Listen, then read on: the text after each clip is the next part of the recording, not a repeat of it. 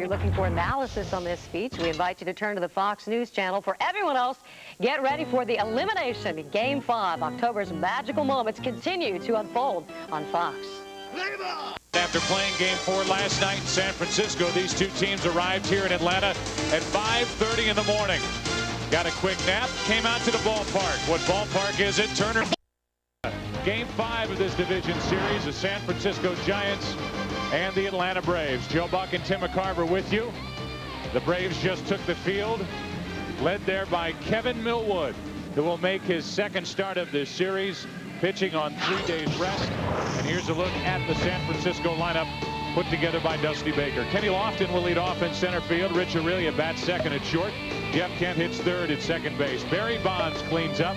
Plenty to talk about with Barry Bonds. And Benito Santiago batting fifth. JT Snow hitting sixth. Reggie Sanders, David Bell, and Russ Ortiz, the 28-year-old right-hander, making the start in this Game 5 against this guy. I think he opened a lot of eyes with what he did in Game 2, the way he pitched against this San Francisco team. And speaking of open eyes, he's the only guy who did not arrive at 5:30 this morning and go to bed at 6:15. The only guy on either team. Big game finally, and this obviously a big game. He was 2-5 on May 18th, and since that time, including his Game 2 victory over the Giants, he is 17-3 and is the best Braves pitcher to go here on the Atlanta team. Major League Baseball postseason since '96. Starters on 3 days rest. They have not fared well. Kevin Millwood trying to buck the trend. Here's Kenny Lofton, and away we go in Game 5. Strike one. Mid-90s with a fastball from Millwood. You see that Lofton is doing exactly what he was brought here to do on the 28th of July from the White Sox. Get on base, start trouble, and set the table for the two big bats the Giants have. That won't do the trick. Chipper Jones, one out.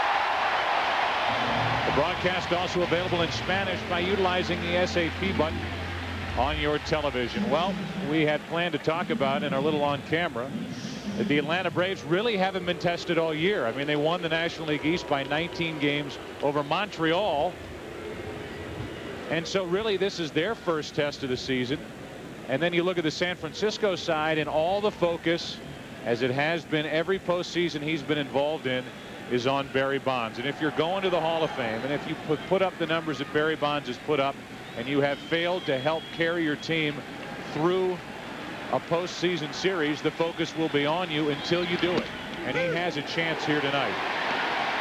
In many ways, Barry Bonds mirrors the Atlanta Braves. The Atlanta Braves, even though this is their 11th consecutive year in the postseason, they have only won the World Series one time, 1995.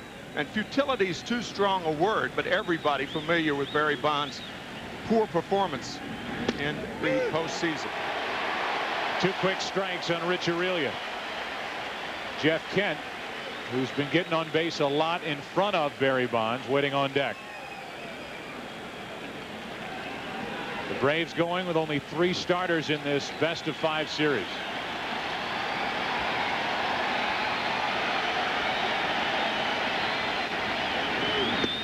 Ball one. Both managers agree. Bobby Cox and Dusty Baker agree that Kevin Millwood threw his best in Game 2. Bobby saying he's never thrown harder, and Dusty Baker saying all of his scouting reports were true. The guy's been one of the best pitchers in the National League over the last 2 months. 2 balls, 2 strikes. And to tell you the full story, even though we're going on and on about Kevin Millwood, the plan was for Maddox to go, but he was pushed back because of a blister on his pitching hand. He worked Game 3. Millwood worked Game 2, and because of that, here he is in a winner-take-all Game 5. 1 out, base is empty. Aurelia waits for a 2-2 pitch. 2 out.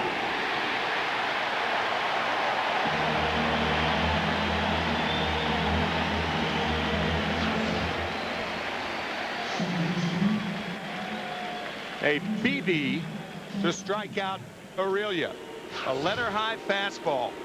You combine that with a slider and the off-speed stuff that has been improving for Millwood over the years, and you have a dandy pitcher, and that's what he is right now. See the numbers for Kent in this series, and then at the bottom what he did during the regular season really took off when he moved into the #3 spot in front of Bonds, and who wouldn't? There's no safer place in baseball than hitting in front of Barry Bonds. One of, if not the best player to put on a uniform, and you could argue that for days. But he is one of them, and he's on deck as Kent fouls strike one back into the seats. I mean, the year that Barry Bonds had this year, and it's been well said, well documented, and probably worn out by this point. But if the Giants move on and face the Cardinals in the NLCS, you can bet. You can bet. They will be talking about it on Wednesday night in St. Louis. The year that Barry Bonds had this year is hard to believe. No balls, 1 strike, 2 out, nobody on. Kent. That's strike 2. To affiliates down the line, this break will be a local break after the promo. Coming out in different fashion after the presidential address. And this crowd, short of a sellout, wants to see a 1-2-3 first inning.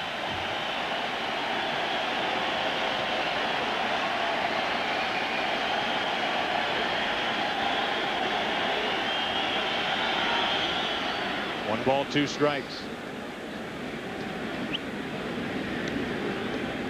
Millwood doesn't look too charged up for this game 5. He looks nice and calm, relaxed. He had an awkward start. You know better than anybody, pitchers are creatures of habit. And this game was delayed at the start. Nobody knew exactly when first pitch would be, but Millwood has come out, got Lofton, struck out Aurelia, and now his 1-2 pitch to Kent. Didn't get the corner. 2-2. Last week we were in New York, and our opener before the Angels and the Yankees, we talked about how you have to slow it down. Tension on the field. And that's what it appears that Kevin Millwood has done tonight. He slowed things down. Everything but his pitches.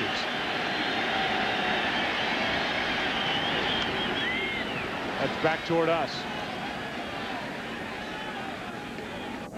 You've seen a lot of baseball over the years in a lot of different teams and a lot of different makeups in clubhouses. And what Dusty Baker has done, managing this team, getting the wins, and then having to deal with the personalities of Jeff Kent and Barry Bonds individually, let alone together, makes him a highly sought after free agent manager, if you will, at the end of the season. 2-2 pitch. Off balance, fly ball center field. A good start for Millwood. Down go the Giants, 1-2-3. Back to Atlanta after a break from your local Fox station. Yeah, that's what I'm talking about. In the second half, Russ Ortiz has been hot at least down the stretch. You go back over his last 7 starts, including the postseason, 7-0. That's what he did in game 1, winning here, going 7 innings, allowing 2 runs on 5 hits. High ball power pitcher. Control is a problem. He walked 94. That's the 4th highest total in the major leagues. And he can hit. He's batting 9th tonight, but he adds to the offense. Rafael Furcal takes a strike, and we're underway in the bottom of the 1st. This is game 5, best of 5, series even 2 apiece, and Furcal is 6 out of 19 in this series. How'd you like his one-handed bunt? Oh, I loved it. Yesterday, he fashioned a one-handed drag bunt against Livan Hernandez, who threw him out. But it was a thing of beauty. Bobby Cox telling us that he practices bunting in all sorts of ways in batting practice. That's backing out of play. Here's what Joe was talking about yesterday at Pac Bell. A one-handed bunt fielded by Hernandez to throw him out. Bobby Cox kind of laughed when he sent us out of his office. Yeah, Said, all right, that's enough. And by the way, tell him tonight we work on one-handed bunts around here. 1 ball, 2 strikes. Franco and Sheffield coming up next. That keeps it 1-2. There's Julio. The San Francisco Giants have not won a postseason series since they defeated the Chicago Cubs in the '89 NLCS. It's before Barry Bonds was a San Francisco Giant, and San Francisco went on to lose to Oakland in the World Series. That's low, and the count 2-2. Offensively, that series in 1989.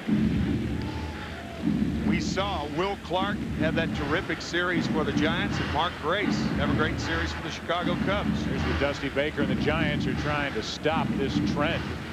Go back to '62 as you look at the San Francisco Giants postseason history.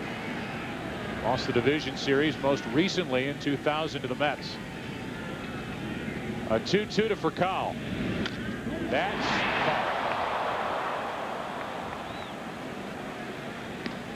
How'd you like the atmosphere in Dusty's office? We had a very calm, cool. Both managers collected. We had a candle. He was giving off a scent, kind of a cool little atmosphere. He had reggae music going on. Little Jimmy Cliff. Three-time manager of the year in the National League. The 2-2 in on the hands, and Furcal fought it off.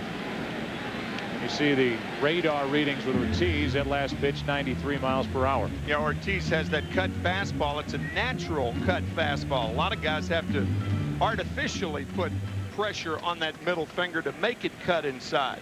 For Russ, it comes naturally. Tom Glavine has had a rough series. He would like another chance this year, and if he gets it, it'll be against St. Louis in the NLCS. Another 2-2 pitch, and struck him out looking. Furcal couldn't pull the trigger, and Rafael Furcal the first out for Russ Ortiz. After pulling the trigger on 5 straight pitches, fouling them off, he takes it for the first out of the ball game for the Giants. I saw a little smile creep on your face as Santiago caught it, pulled it back up a little bit, and got the call from the home plate umpire Jerry Lane. Now, the job Benito Santiago has done this year is just remarkable for a 37-year-old catcher to have put up the offensive numbers. Bobby Cox saying he's the guy who makes the Giants what they are and why they're here. Especially now. Yeah. Now that they've put Kent in front of Bonds, the protection for Bonds in the lineup is Santiago. Right. And regardless of age, there aren't many catchers in baseball that are hitting 280 during a long year, and Santiago does not take many games off. He was an all-star, first selection since 1992. Bob Brentley with a soft spot in his heart for the hard-working catcher Benito Santiago. 1 ball, 1 strike, 1 out, nobody on. Into right field. Reggie Sanders back. On the track, 2 out. Well, you know Furcal, you know Franco, but who's coming next? Here's the lineup for the Atlanta Braves. The top 2, then it's Sheffield, Chipper Jones, Andrew Jones, Javi Lopez, the catcher, Vinny Castilla, Keith Lockhart, who homered in Game 3, and Kevin Millwood pitching and batting 9th. And you look at that graphic, in the 2 wins, the Braves have scored 17 runs, and their 2 losses only 8. And really, that's even misleading because they were shut down for the most part in Game 1. Sheffield homered in Game 1. The only RBI he had, but their production and their damage came late when the game was pretty much out of reach. With 2 out, nobody on, Sheffield with that bat waving takes ball 1. You know, that bat waving, those waggles, National League pitchers kid about Gary. Say, pitching between the waggles. Well, you better have quick hands if you can pull this off. You have got to be an extraordinarily strong hitter to hit the way Gary Sheffield does. Gary Sheffield and Barry Bonds, very close friends, trained with each other over the offseason. And Sheffield has struggled, trying to set up Chipper Jones, who's on deck. A Gary chant from this crowd here in Atlanta. Bonds will lead off for San Francisco in the 2nd. What does Russ Ortiz want to give Mr. Sheffield with a 2 ball, no strike count? It better be away.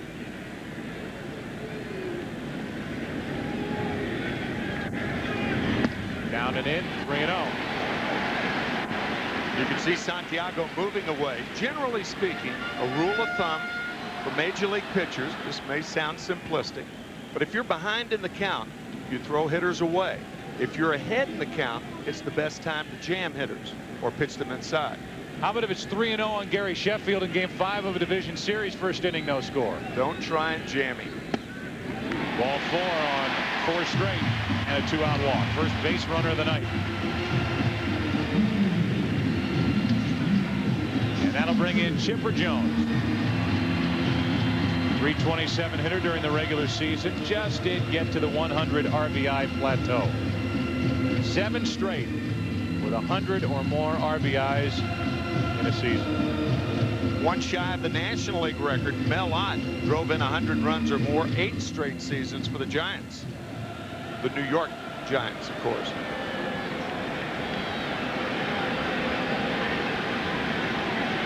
Even though Sheffield's at first base, Chipper Jones is swinging it well. He's in scoring position over there as ball 1 is taken low and away.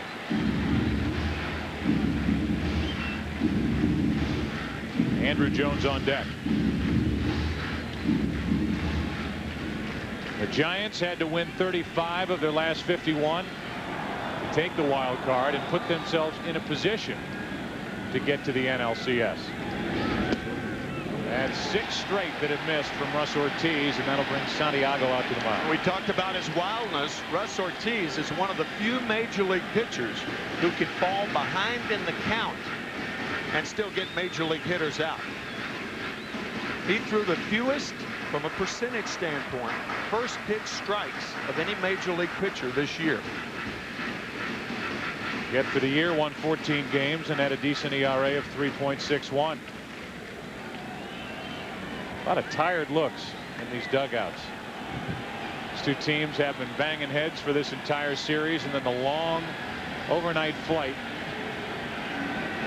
and the morning arrival here in Atlanta. 2-0 pitch. 3 balls, no strikes. Smoltz is now the closer for Atlanta. He won't wander down to the bullpen until he's got about, I'm giving him 2.5 more hours to sit there in the dugout. All right. A 3-0 to Chipper Jones. Strike. 3-1. After 7 straight balls, a strike to Jones. The thing about Chipper Jones, he can hit that outside strike when he's behind in the count or ahead in the count. He doesn't necessarily look for something to pull. Great power the other way. Dangerous pitch from Ortiz on 3-1.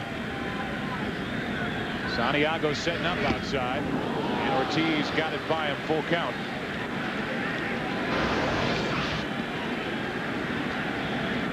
Good fastball from Ortiz. That had some jump on the end of it. Little boom. I like that. Runner at first, Sheffield. Snow plays behind him. And a 3-ball, 2-strike pitch to Chipper Jones. Back-to-back walks.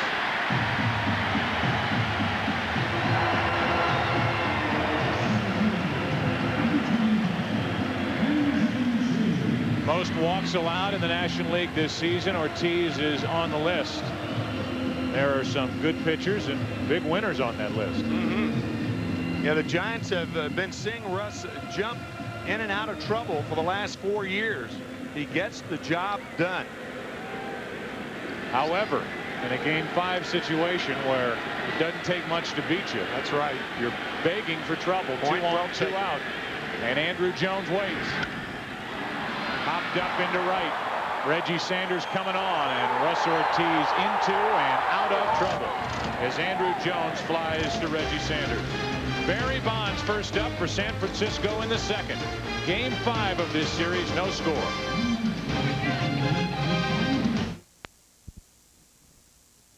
Trucks, the most dependable, longest-lasting trucks in the road. By Budweiser, delivering beer at its best with a crisp, clean, and refreshing taste. Known only to the king of beers. and by MasterCard. There are some things money can't buy. For everything else, there's MasterCard. Beautiful night in Atlanta. Who would have thought that Atlanta would be cooler than San Francisco? Yeah. A warm night last night as Bonds goes the opposite way and drops a base hit into left field. For Barry, his 4th hit of this series. He has 2 home runs against the Braves. And even though it's a leadoff single, if you're the Atlanta Braves, you breathe a sigh of relief. If you look at Barry Bonds and what he has done in his career when his team is playing their final playoff game of that season, he's gone 0 for 1, 1 for 4. Last 2 years, 0 for 4. You go back to 2000, that division series against the Mets.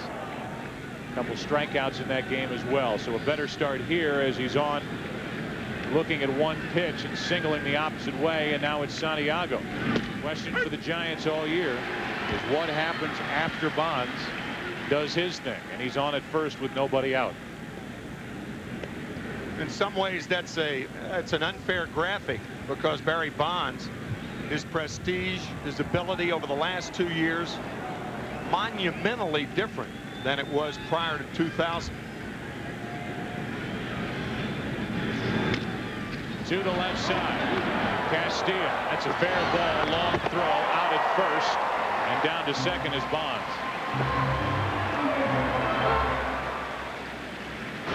Sometimes patience is required of an infielder. Castilla, realizing who the runner is, knows he has time, takes his time. That ball came very, very close to hitting the bag. It would have been a fair ball and a break for the Giants, but not to be.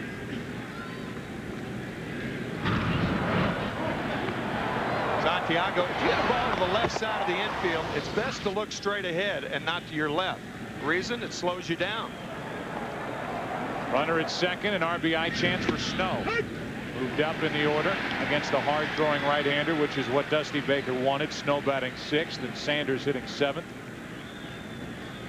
You never see guys trying to break the 100-meter race looking to their left or right. No. Straight ahead. The 0-1 pitch. Just off the inside corner, a ball and a strike. There's Sanders on deck. Barry Bonds battled hamstring trouble this season. Seems relatively healthy. Certainly with that big body, much bigger than it used to be. Doesn't run like he did in the early years of his career.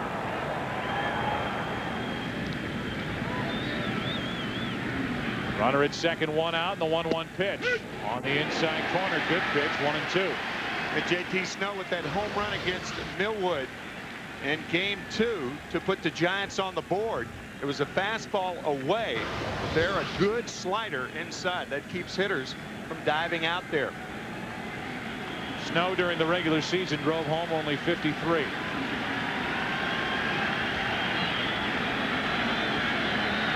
A chance to put San Francisco out in front in game 5, and Snow hops out of it. The Atlanta Braves have been in every postseason since 1991.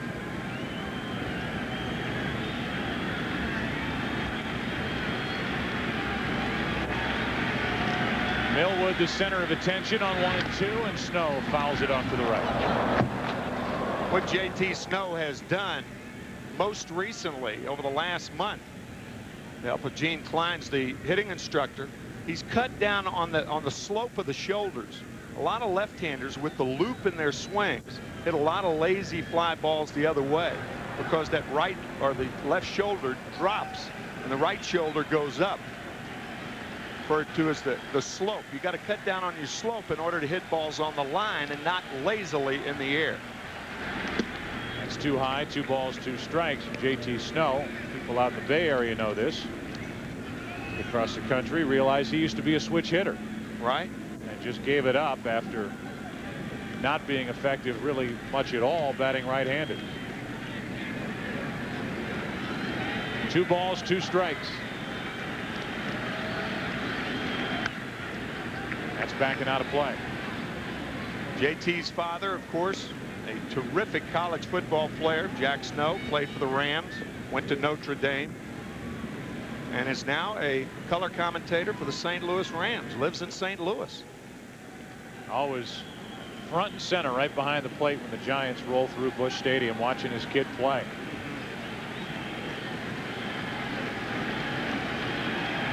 Bonds at second, 1 out, 2 balls, 2 strikes. 2 out. Second strikeout from Millwood as he had Snow out in front. Good breaking ball. Well, Millwood gives you so many looks. This is what JT Snow has cut down on, is the slope right there. Instead of having it like that, have it more even. You can see that slope, though, where the left shoulder drops down. You can see it pretty clearly right there. JT battling that all season long. So far, Kevin Millwood has not been behind any hitters in the first 2 innings. And he deals with Reggie Sanders. 3 out of 15 in this divisional series against Atlanta pitching. Ball 1.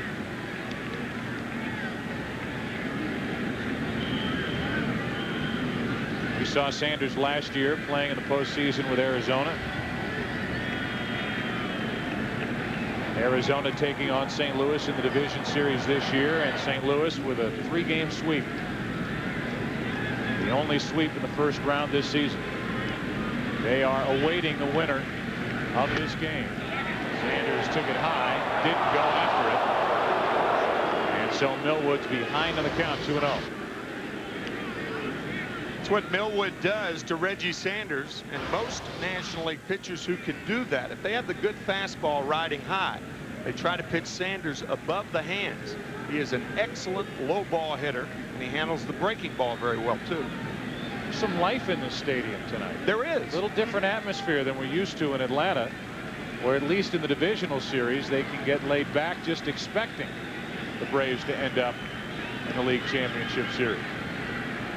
Millwood on 2-0. Sanders with a ground ball, base hit up the middle.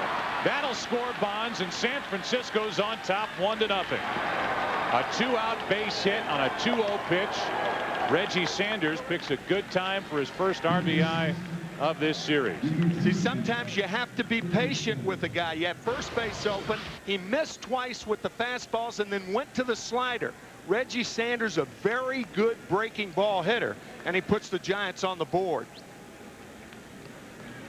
He has a completely different swing on the breaking ball. There's more disparity in his swing on a high fastball and a breaking ball than any other right-handed hitter in the National League.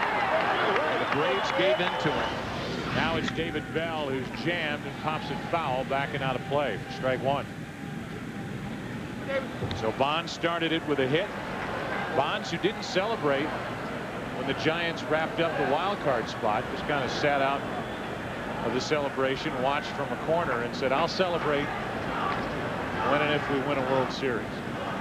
Till then, if we fall short, I'm not pouring anything on anybody's head.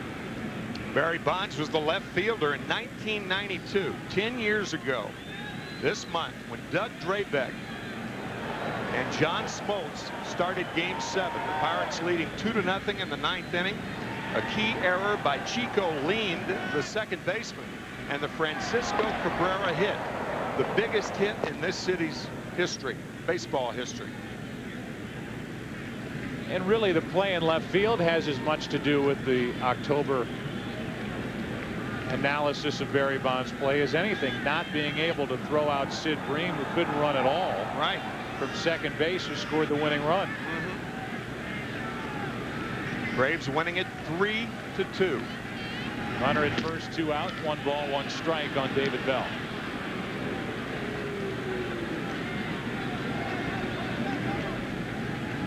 Russ Ortiz now has a lead, and as Tim mentioned earlier, handles the bat extremely well. In fact, had a hit in Game 1 and hit 2 home runs during the regular season. He's on deck, so 9 chances for Dusty Baker's team tonight in their lineup to do something against Millwood, as Bell is late, 1 ball, 2 strikes. Here it is. Fans in Atlanta love to see this. Can't see enough of it. Stan Belinda on the mound, October 14th, 10 years ago. Barry Bonds in left field. Sid Bream limping home for the win. And then poor Sid was under the pile and somehow was he limped more after that. Able to play in the World Series after that. 1 ball, 2 strikes on Bell. And just a reminder for Reggie Sanders. I'm still thinking about you, Reggie, but not much of a throw over by Millwood. Half a chance to run here. 18 stolen bases for Sanders during the regular season. 2 strikes on Bell. Wouldn't be a bad idea. Staying put. Bell took it just outside. 2-2. I know all you Little League coaches may know this, but the reason that Reggie Sanders holds those gloves in his right hand is to keep his fists closed. A lot of the guys, when they get on first base, they'll grab 2 hands full of dirt to where when they slide, they don't splay their fingers and have a spike come down on it. He obviously doesn't care about his left hand. No, just his right hand. Yeah, you would think if he were really worried about that, he'd put 1 glove in each hand. He's got 2. Doesn't really need to double up on the right side. His postseason career, 5 out of 6 trying to steal a base.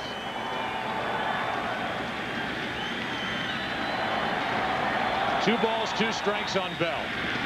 And now a full count. Good jump by Sanders. He was ready to run on his toes and down to second. It's a wild pitch. And we'll see what the Braves want to do with David Bell. You hear about hitters looking for breaking ball.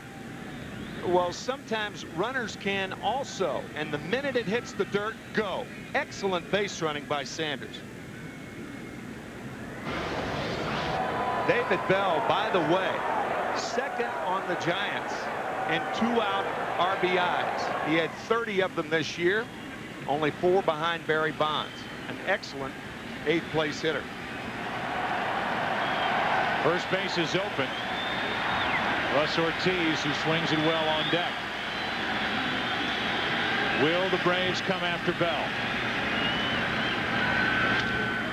Into center field, should be handled. Andrew Jones, one of the best, puts it away, and that'll do it for San Francisco. But they do get the lead. A leadoff hit by Bonds, scored on this from Reggie Sanders. And after an inning and a half in Atlanta, 1-0 Giants.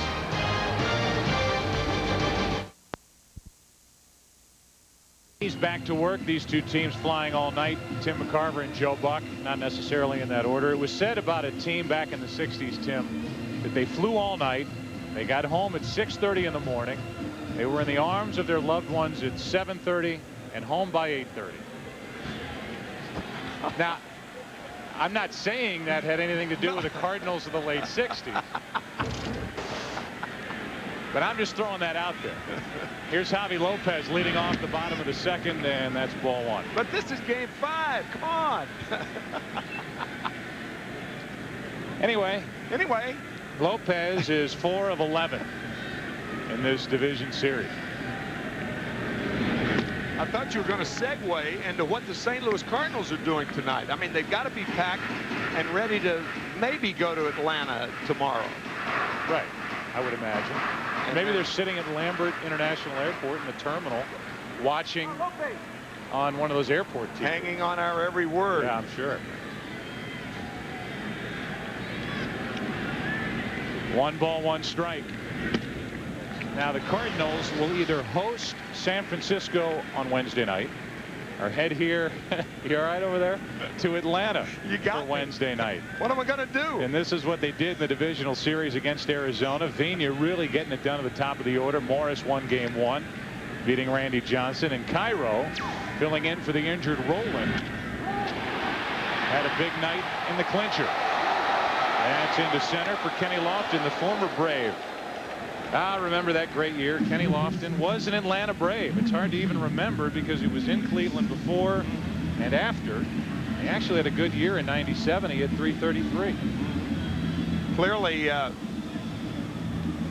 better player with the Cleveland Indians than any other place. He came to the Giants on July 28th in the Chicago White Sox, from the Chicago White Sox ball club.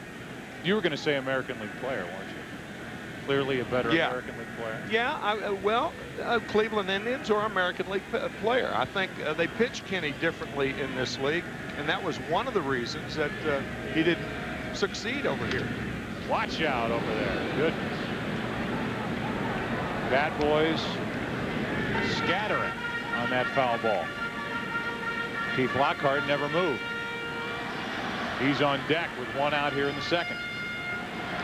Vinny Castilla hit 12, drove home 61, and Bobby Cox told you before the game the defense that he's given this team at third base is worth having a third baseman hit 12 home runs and drive in 60. Yeah, and Bobby even saying that Vinny will admit that he's had some horrible at-bats, perhaps the worst of his career for the first 3 months. He's better the last month, but his defense has been superb. And Bobby was saying that he didn't realize he was that good, and when Castilla came to third, that allowed the Braves to move Chipper Jones to left field. With one out, nobody on, 1 ball, 1 strike. Castilla out in front of that pitch. We have seen, for the most part, Russ Ortiz as Livan Hernandez, the winner in Game 4, made that play. Go out of the strike zone, but when he's been out of the strike zone, it's been down. And he's ahead on the count here with Castilla, 1 ball and 2 strikes.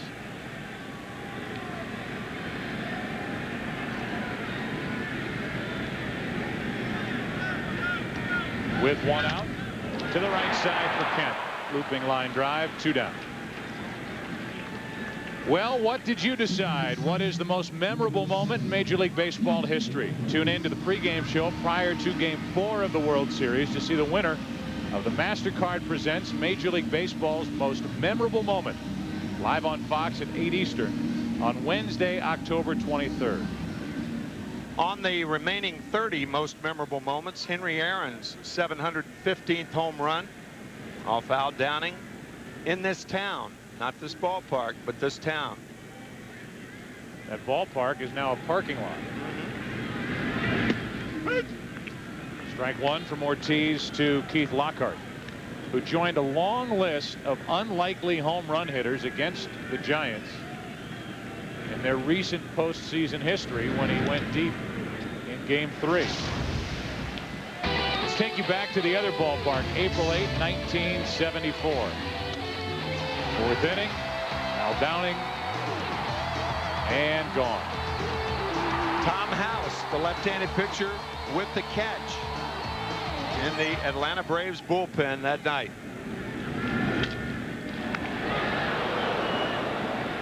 One ball, 2 strikes. Where is that ball right now? I don't know. Is that a fair question? And so much has been made. Even the Barry Bonds 73rd home run baseball is still in court, being debated in court. Yep. But that ball, the one that set the new record, Aaron went on to hit 755. You don't ever hear anything about. The Barry's 73rd home run ball. I'm going to guess that Hank has it. I don't know. Tom House was a pitching coach for the Texas Rangers, rather innovative pitching coach at that, but he caught the ball, but I don't know. I would imagine Hank has it. I know Barry doesn't have his 73rd. I know that. No one does. 1 ball, 2 strikes, 2 out, nobody on. Lockhart strikes out, and that'll do it for the first 2. Do the math. 6:30, 7:30, 8:30. We go to the 3rd inning, 1-0, San Francisco.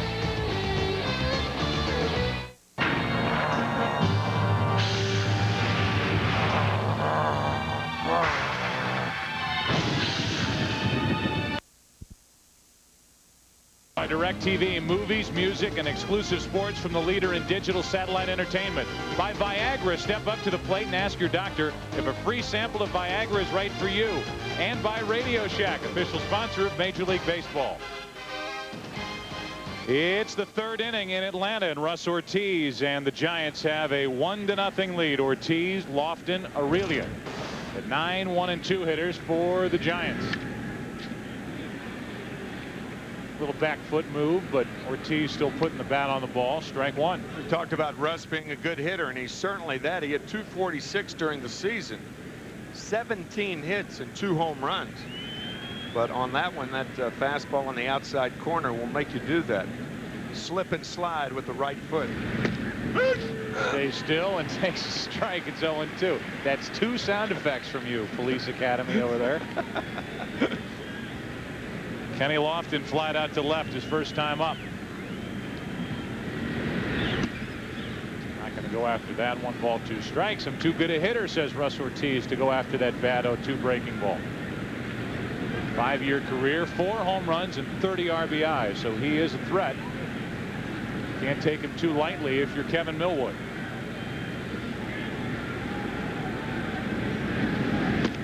Now it's 2-2.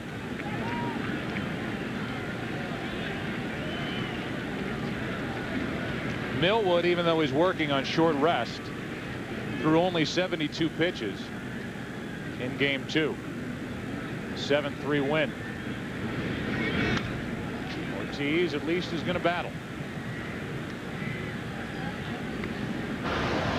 Yeah, the Giants have a very good pitching staff. Dissect that for me, Johnny Miller. Can't. Make me want to see him swing the bat again. Here's a 2-2. Chopper to the shortstop. Look at this arm. To it. Kyle did not show off on that throw. I would say it's probably a safe bet that Furcal's got the best arm among shortstops across baseball. And Russ Ortiz has always been a good chipper.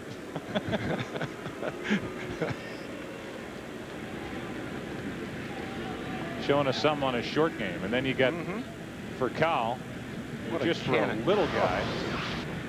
What a difference he makes on double plays. Now he will give you a lot of errors, 27 errors during the regular season, but on those close plays at first, when he's receiving the ball on a double play, he can make a difference shooting it back over to first. Kenny Lofton now with 1 out, nobody on. 6 out of 17 in this series. Remember we talked about that atmosphere and the mood here at the ballpark? Yeah. It's changed a little bit. Well, it changes when you're down 1-0. Not going to change for the Braves pitchers. However, in pitching to Kenny Lofton, they want him to loft the ball. No ground balls, fly balls, because he has a tough time with power to center and left. There's a shot into right field. Lofton is going to at least think and now go to second as Sheffield kicks it in right. Might have tried it anyway, but it was certain to be successful getting down to second, with Sheffield couldn't come up with it. This ball just a laser beam to right field. Gary Sheffield over, bobbling it, and that assures Lofton standing up at second base.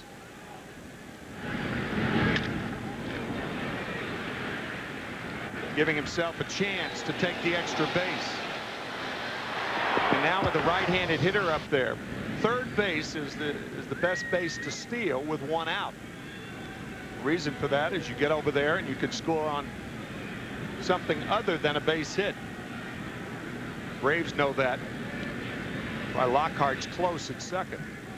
Aurelia flies one into right. That's easy for Sheffield. 2 out in the inning. When we talked in the first inning about being in a safe place in baseball, this is the definition of it. Here's Jeff Kent walking to the plate with first base open, with Barry Bonds on deck, and Kent is in an RBI situation here. He tied for 9th in the league with 108 and has had 6 straight 100 RBI seasons, and he should get plenty to hit. 37 home runs along with those 108 RBIs. Normally you'd think about walking a guy like Kent. That is so far from your mind right now. You look at what he's done as a number 3 hitter this season, and that's in front of Bonds, a .333 average. Peter McGowan, the owner of the San Francisco Giants, general partner.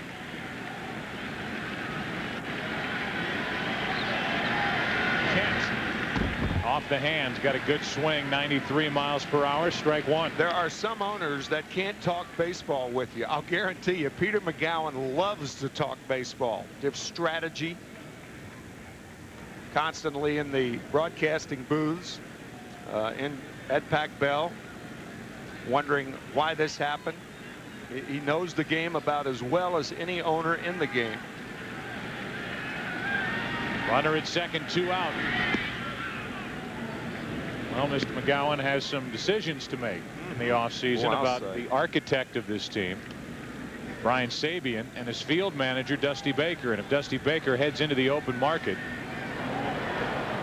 he may set market price for a manager. And that's Joe Torre's salary included. On the outside corner, Kent didn't like the call, and the count 1-2. Been with the Giants for 10 years.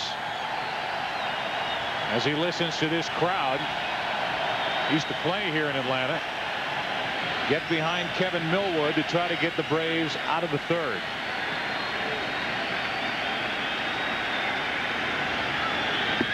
On the outside corner, inning over.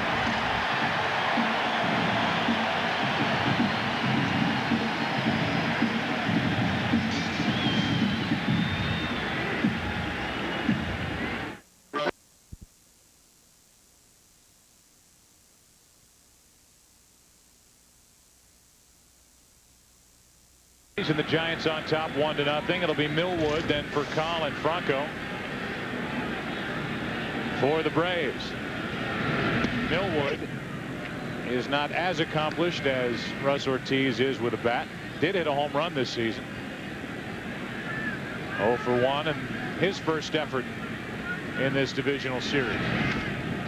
Slow roller, David Bell. He's one of the best in the league. 1 out. When Kevin Millwood was pitching to Jeff Kent, we told you not a thought about walking him. He gets ahead of Kent with a fat fastball, misses with the breaking ball, and this was the key pitch, the slider up at the knees, and now back with the fastball. That is a nasty sequence for a right-handed pitcher to serve up to a right-handed hitter. Now for Kyle, who struck out looking his first time with 1 out in the third inning. 2 things. I don't know if I ever said if it was a double or a single E9 on the ball hit by Lofton. It was ruled a double. And Hank Aaron's home run ball and bat are in the Hall of Fame here at Turner Field. 1 ball, 1 strike with 1 out, nobody on in the third. Well, that's generating some lower body strength. Russ Ortiz, high fastball. With Ortiz and Millwood, you have to make him get the ball down, but particularly Ortiz, who's effective with that high fastball. The 1-1, a bunt. Ortiz off the mound. Ortiz has got a good pitcher's body, and that he is thick. Yeah, below the waist. He can generate a lot of drive with those big legs. That drop and drive, that's a breaking ball right there. We showed the one-handed drag bunt by Furcal earlier. That's the two-handed drag bunt. I guess that's the difference between trying to bunt a fastball and a breaking ball. Fastball one-handed, breaking ball two-handed. Huh? Well, I know breaking ball's an easier pitch to bunt. Earlier we showed you this one from yesterday. One hand. I don't think I've ever seen a drag bunt like that almost intentionally. At least it appeared to be that. Did they do that in cricket? Perhaps.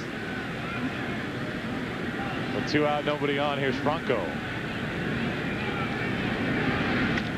Off the end of the bat, easy into right. Reggie Sanders, and Russ Ortiz is doing his thing again. In only his 3rd career postseason start. For the 2nd time tonight, Bonds will lead off an inning. We go to the 4th, 1-0 Giants.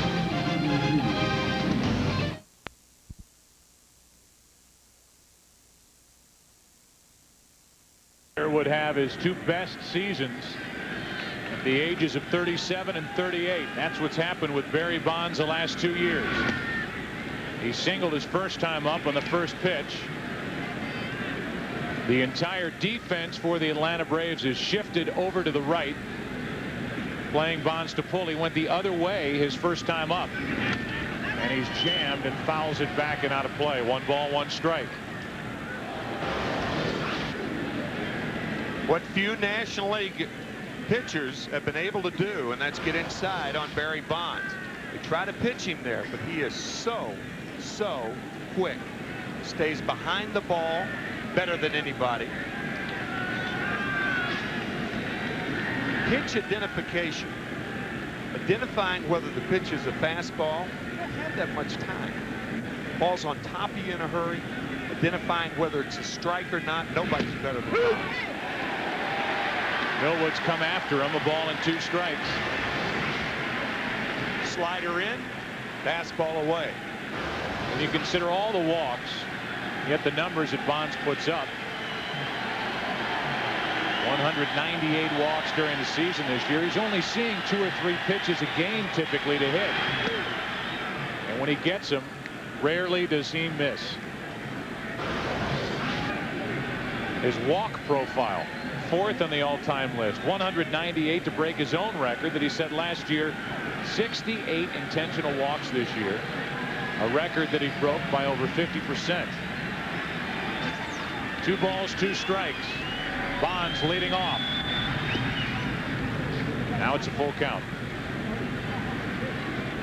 Santiago and JT Snow will follow.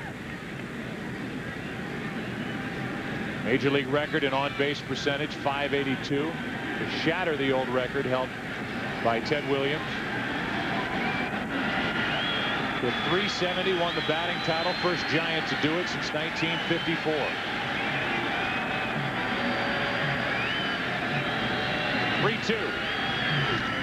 Into left center field, got a chance. Goodbye. Home run Bonds. Way out of here the opposite way, and it's 2-0 Giants. Oh.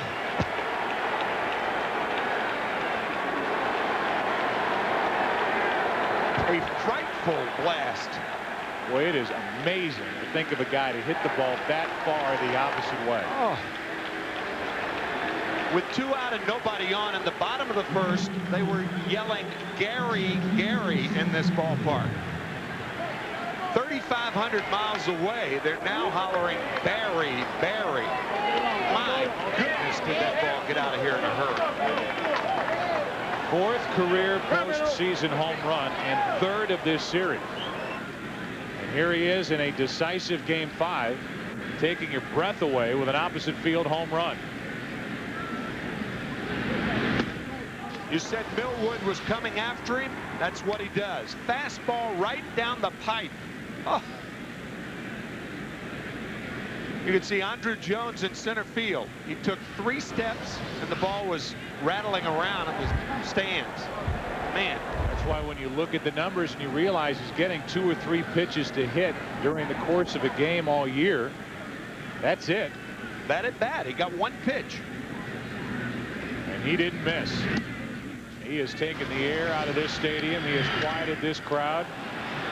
The only people making noise in this ballpark on this swing are the guys in that dugout.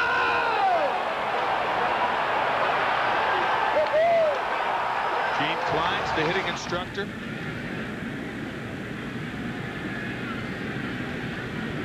Fourth postseason home run for Bonds. All 4 are solo home runs as Santiago grounds out to Furcal. 1 out here in the 4th inning. Here's what Joe was talking about when he talked about few pitches to hit. This is a sequence, Millwood to Bonds. Fastball misses away. Now the slider ties him up. Fastball on the corner. Breaking ball high, breaking ball down. Now watch the fastball. 2-0 Giants. 1 pitch.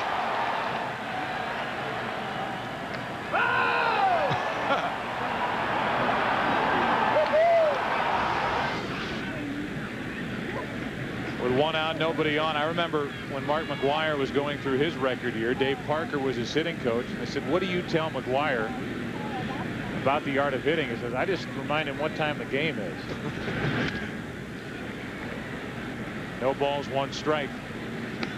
one of his most important coaches the last couple of years has been the guy standing out in right field for Atlanta, Gary Sheffield. Right. He and Sheffield would work out together. Gary visited Barry for about a month working out last year. That's too far inside. 1 ball, 1 strike. Getting up at 6 o'clock in the morning to go work out. Made each other breakfast and then went and worked out. Yeah. 1 ball, 1 strike. With 1 out, Snow takes it inside. 2-1.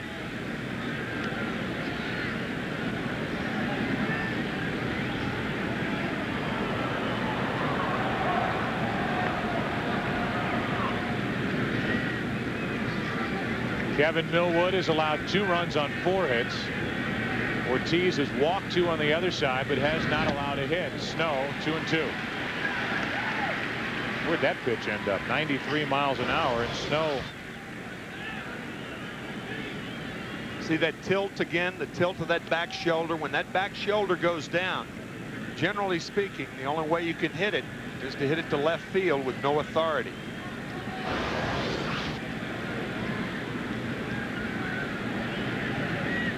Snow waits for a 2-2 pitch.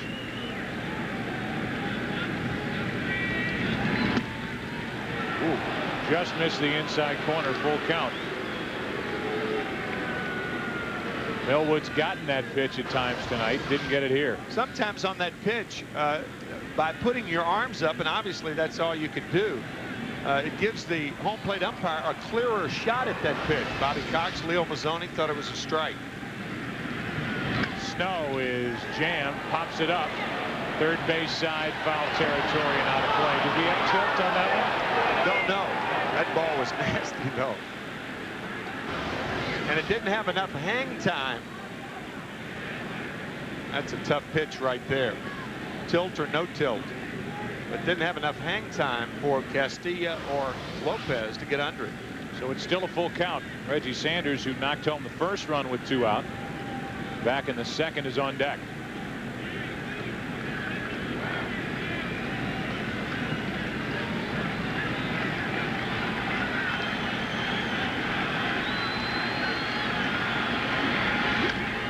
To the right side. Leo Franco will take it himself. 2 out.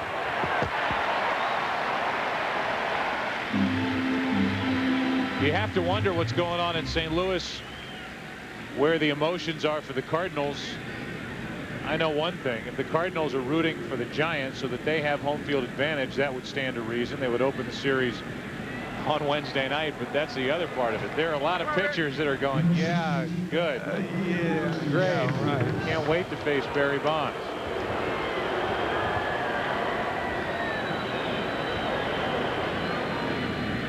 Even in McGuire's heyday, I don't think Mark had opposing managers and opposing pitchers as consumed about what to do with it as Barry Bonds has over the last couple of years. I don't have the records in front of me, but I'm not sure that Mark McGuire ever hit 370.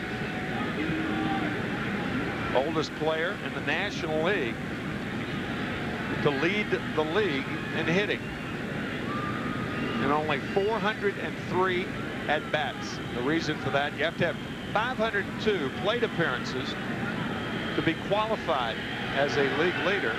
So Barry had 198 walks. He was hit by a pitch 9 times and 403 at bats, well over 600. With 2 out, Reggie Sanders trying to get a hold of a 93-mile-an-hour pitch. Strike 1. The Braves in the bottom of this 4th inning will have Sheffield, Chipper Jones, and Andrew Jones. The heart of the lineup as the Braves look for their first hit.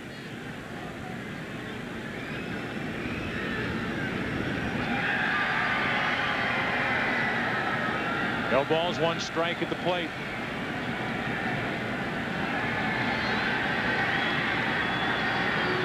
Remember when Reggie Sanders first came up, everybody thought he was going to be the next Eric Davis. Had a tough time putting the bat on the ball. A lot of strikeouts. They started to pile up. And Sanders' career started to move around. He's trying to cut down on those strikeouts. One guy he has really struggled with in his history is John Smoltz, the closer for Atlanta, who has just had his way with Reggie Sanders. So file that for a possible confrontation later on tonight. Reggie's hands are a lot higher now than they were when he was younger, because National League pitchers kept pounding it up. 1 ball, 2 strikes. There are very few hitters who can hold their hands here and still handle a pitch here above the hands.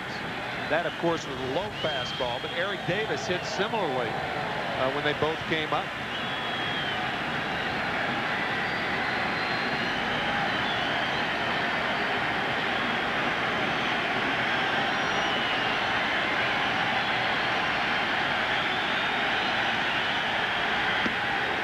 Inning over, but not before Barry Bonds did his thing.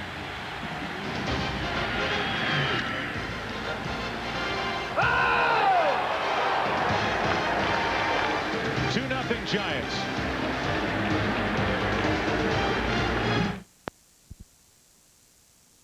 And takes a strike over the inside corner, 93 miles an hour. Sheffield walked his first time, so did Jones, but Ortiz got away with it by getting Andrew Jones to fly to right. Braves look for their first hit. 1 ball, 1 strike.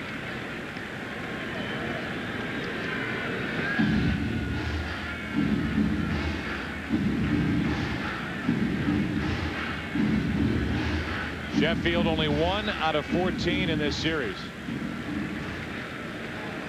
And the 1 hit was a let's make it respectable home run that he hit to close down the gap a little in game 1 of this series. That's it.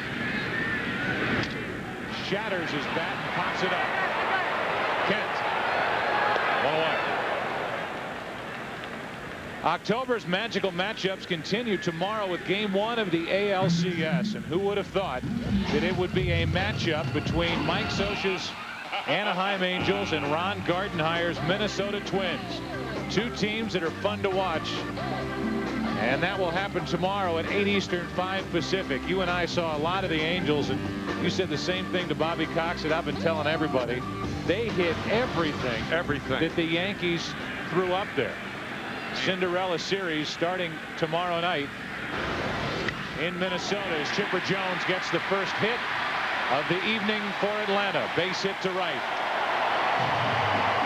And then Minnesota, who would have given them a chance going back to Oakland, having to face Mark Mulder.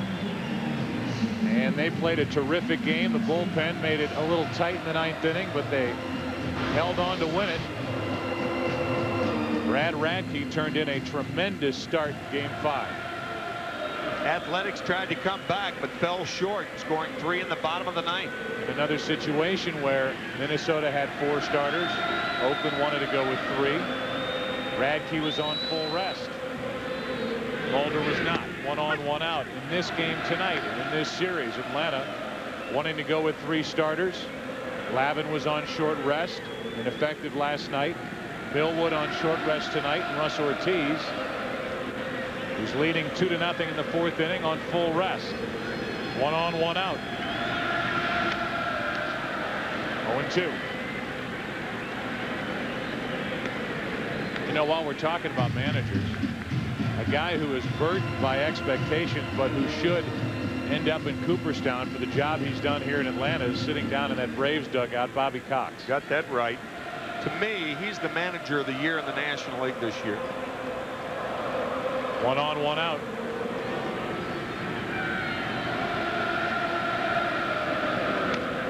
To the left side and foul. That gives us a chance to argue about manager of the year in the National League, because there's a whole lot of people in St. Louis and beyond that are looking at the job that Tony La Russa did this season, not only on field, not only because of the injuries, but because of every up and down that team went through during the course of the year.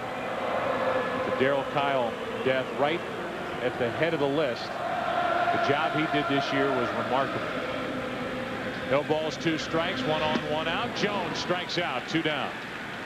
3rd strikeout for Russ Ortiz. And Dusty Baker, you'd get a lot of Giant fans Talking about Dusty Baker, Dusty's already run one Manager of the Year 3 times. Bobby Cox once. A high fastball gets Jones.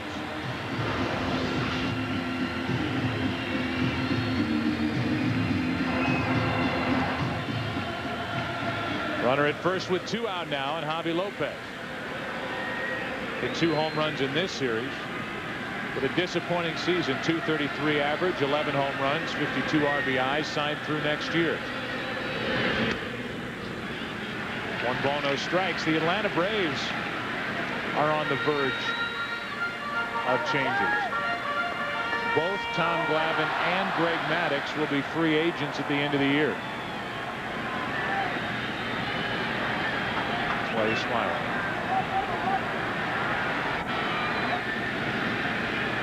Where will Maddux end up? Where will Glavine end up? One of the 2 you would expect would stick around here in Atlanta. Lopez, hard hit, base hit, 2 on, 2 out. Tying runs are on for the Braves here in the 4th.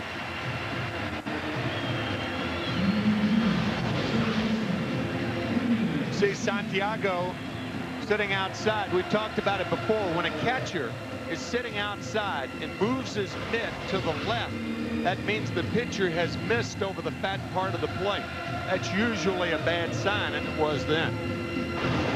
Watch Santiago move to the left, and that's the fatter part of the plate. Lopez with a rocket to left. So now Vinny Castilla hit only .232 during the regular season. But 6 out of 15 in this series. Tying runs on, and that's the 3rd. Fair ball, inning over as David Bell gets the force out at 3rd. 2 hits in the inning, 2 left. And now the Braves have left 4. Inning number 5 rolls in. Game 5. 2-0 San Francisco.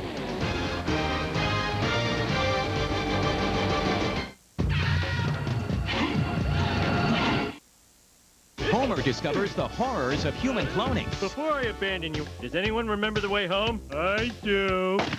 Anybody else? It's an all-new Simpsons Halloween special. Sunday, November 3rd on Fox. Turn us on. Ortiz and Kenny Lofton, 2-0 Giants. RBIs by Reggie Sanders and Barry Bonds. 3rd home run of this series. You and I were talking about that home run during the break after he hit it. When you see a guy typically go the other way, even on balls hit that deep, it usually has a little tail to it or a little slice to it.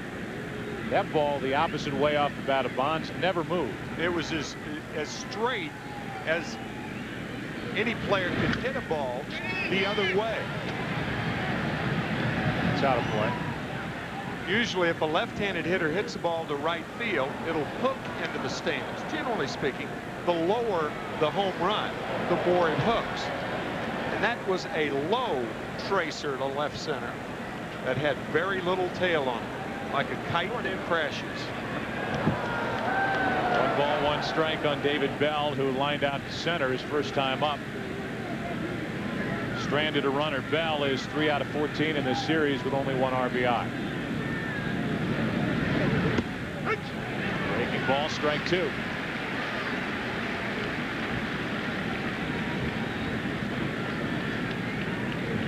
Dusty Baker talking about his pitching staff and the reason why he went with 4 starters in this series. He said we have 4 guys that are pretty much the same. Nobody really stands out among the 4 where you say, well, if we're in a do-or-die situation, we want this guy on the mound, and that's taking nothing away from the group they've got.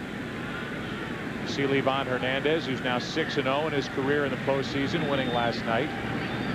Ortiz is pitching well tonight. Jason Schmidt can throw it as hard as any starter in baseball. And Kurt Reeder is the left-hander of the group. And he can get on a roll where nobody can hit him. That's foul, and it's still 2-2. And by the way, Reeder, Tim, has always had success against the St. Louis Cardinals. Grew up in Hoyleton, Illinois as a Cardinal fan. And he may be headed to work on Wednesday night. I think the thing about Kirk is he complements the 3 right-handers. You said the 3 right-handers are so similar. And Kirk, while effective, is not a hard thrower, but bullseye-like control. Bell strikes out, and that's strikeout number 5. We're talking about Barry Bonds. Let's hear Bobby Cox assess the talents of Barry Bonds. Barry's a cut above. There's no doubt in my mind. I was with him over in Japan a couple years, and that was enough for me to see on an everyday basis how good the guy really is. And, you know, he's proven that. He's probably the greatest player that's ever put on the uniform. If you know, grade them out with all their tools and what they've done, you know, he's right there. So, and he's hitting better than he ever has in his life. Ortiz takes a ball. Pretty high praise right there. You get no argument. Most people around baseball are baseball fans.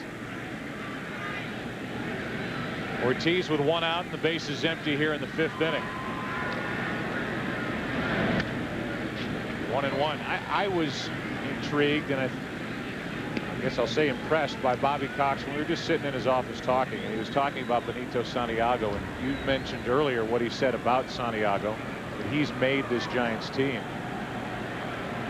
because of what he's done behind the plate and at the plate, batting now behind Barry Bonds.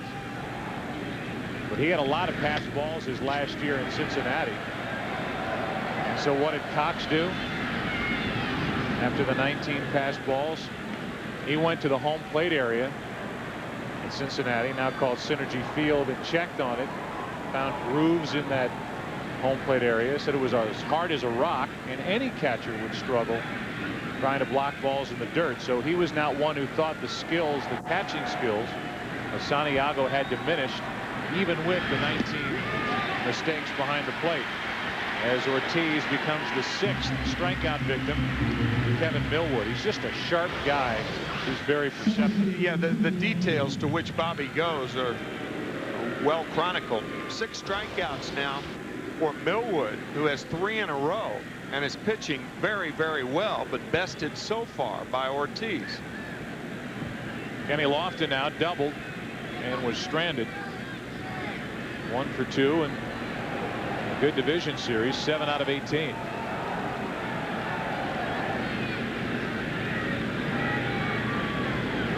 That's Ortiz for you. Guy pitching a 2-hit shutout, game 5 of the division series, and he's shaking his head down there after striking out against Millwood.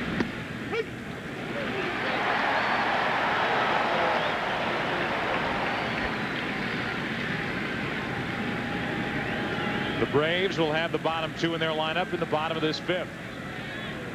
Lockhart, then Millwood, then Furcal. 1 ball, 1 strike. See Benny Castilla playing shallow at third base for the Braves. Normally a hitter doesn't bunt with 2 out and nobody on. Castilla thinking that Lofton perhaps would lay down a bunt because of his speed. If he gets on first, he can steal second. Big swing by Lofton. Now Castilla will move back. And Kenny, not the type of hitter to have that big swing.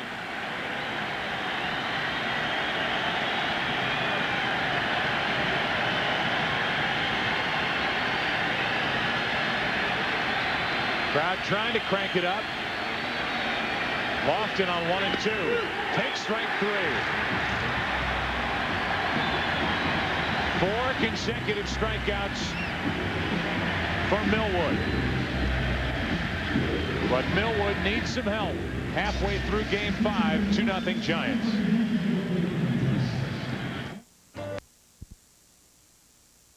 GMC, we are professional grade. Beautiful state capital here in Atlanta. And on a cool evening at Turner Field, Keith Lockhart will lead off in the bottom of the 5th game. The deciding game, 2-0 Giants, and Ortiz misses the outside corner. Millwood is finished for the night. Bobby Cox has to take his best pitcher out because of the score. That's exactly right. It's a tough call. Bobby realizing that he only has 15 more outs with which to deal. Chris Hammond now warming. He's surprised to see Lockhart take one here. And it's 3-0. Darren Bragg in the on-deck circle. It appears he'll bat from Millwood. Lockhart will take 1, if not 2 strikes. There's 1.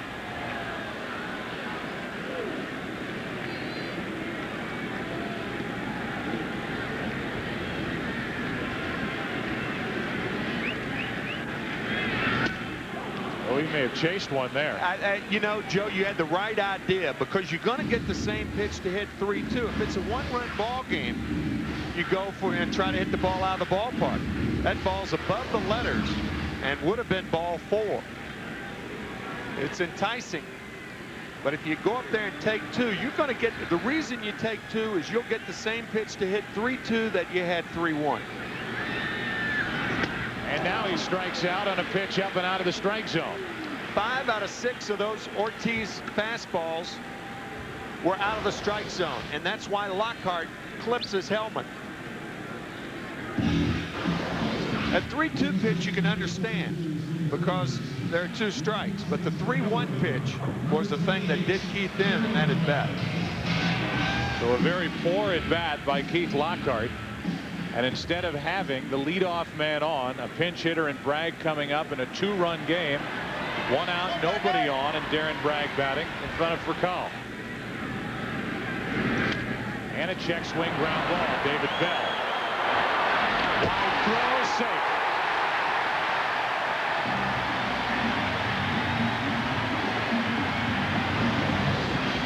JT Snow did what he could. David Bell knew he had to rush the throw to the second base side, and Snow tries to come back and touch it with his glove.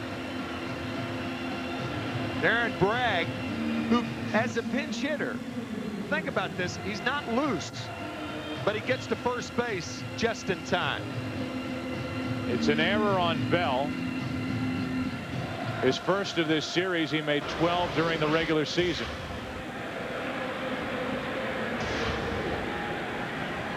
Third error by the Giants in this series. For Cal, deep left center field. It'll hang up for Lofton. 2 out. First pitch swinging, and Furcal got under it. And now Franco will bat with a runner at first, 2 down. The Giants try to do to Furcal what the Braves try to do to Lofton. Hit the ball in the air. He did for the second out here in the 5th. You could see the reaction when the bat met the ball by Ortiz. I think he thought that ball was going to carry a little better than it did. The wind is blowing straight in from left center field. It may have knocked that ball down a bit. But Ortiz looked disappointed when Furcal made contact. Now it's a runner at first, 2 out. Franco, who has flied to right twice, waits. When Julio Franco has a stance like that, the bat has to come so far that he can't pull the ball. The only ball he's going to pull is a ball down and in. You can see the bat right here. Watch how he almost points the bat toward the pitcher. There. Got so far to go. Such little time to do it that you almost have to hit the ball to right field. See, he's got to go this far to get out in front of a pitch to pull it. Tough to do when a guy's throwing 93 miles an hour. And easy to see why Ortiz, when he did miss on that first pitch, missed inside.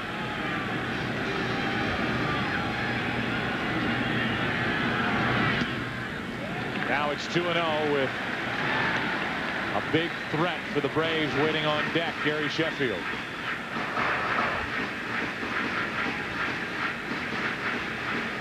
Ortiz trying to protect a 2-0 5th inning lead.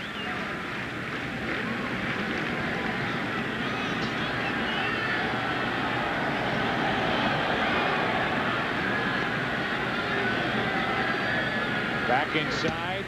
That caught a lot of the plate and missed up and away. 3-0. You can see the body language from Ortiz looking in, trying to wish it over the plate, but it did appear to be high.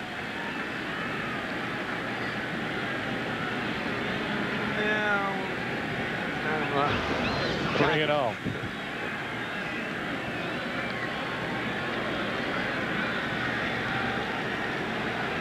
Bronco will be taking on 3-0.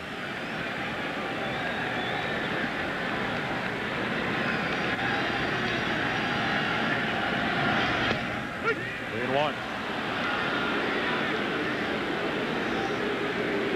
Little different situation now that Julio's the tying run at the plate on a 3-1 count. Sure. Remember, Sheffield's waiting in the on-deck circle.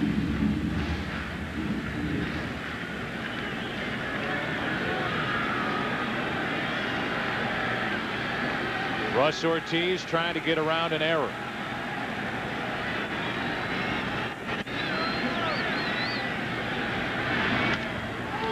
Down the right field line, Reggie Sanders is out of room.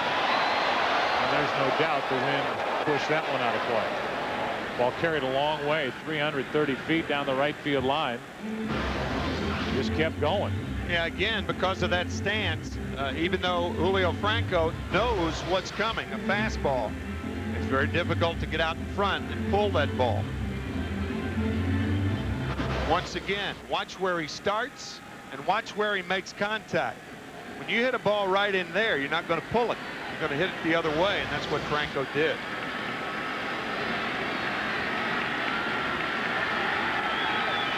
Bragg will take off at first with 2 out. Tying run at the plate for Atlanta. Tying runs are on base with Sheffield coming up in what looked like a blowout win for the Giants. It ended up with Sheffield at the plate representing the tying run in the 9th inning, rounding into that 6-4-3 double play against Robb Nen. So he had an opportunity in game 1. He has a big opportunity here in game 5.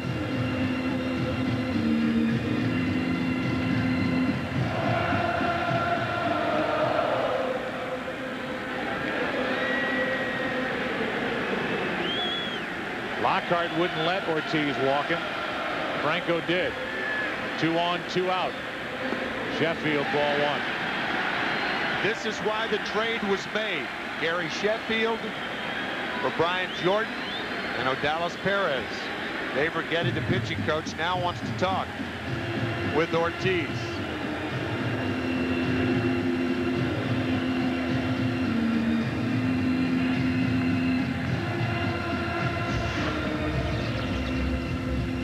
For game 1 of the ALCS tomorrow night, the Angels and Twins, 8 Eastern, 5 Pacific. Righetti has said enough, and it's up to Ortiz for the Giants to get Sheffield, and Gary Sheffield with 1 swing of the bat could put the Braves in the lead here in the 5th.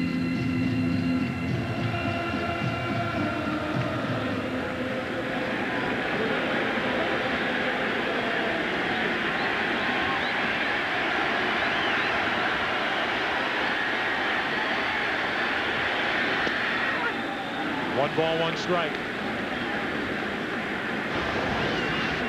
Looked like a cut fastball or a slider. Ortiz does not normally throw a slider, very few times. That appeared to be a wrinkle to Sheffield there.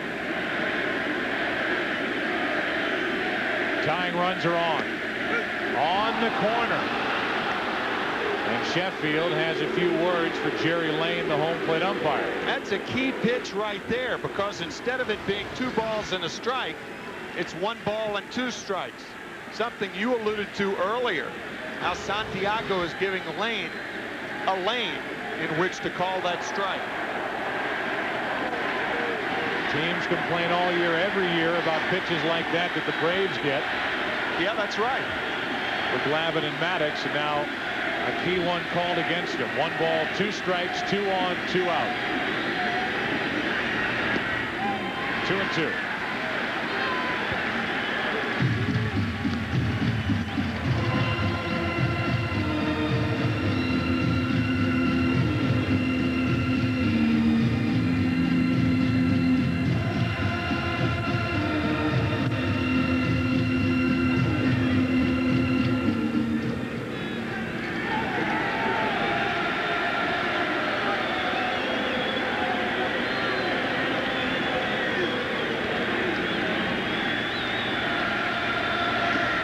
gets away, and the runners will advance to second and third.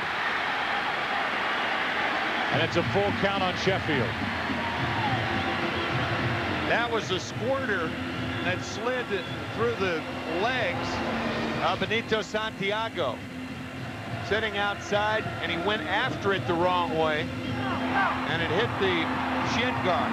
Here's a situation where if you're going to challenge anybody, you challenge Sheffield to tie it instead of pitching around it for the guy on deck. That's the way I would view this. With Chipper Jones waiting in the on-deck circle, it's a full count on Gary Sheffield.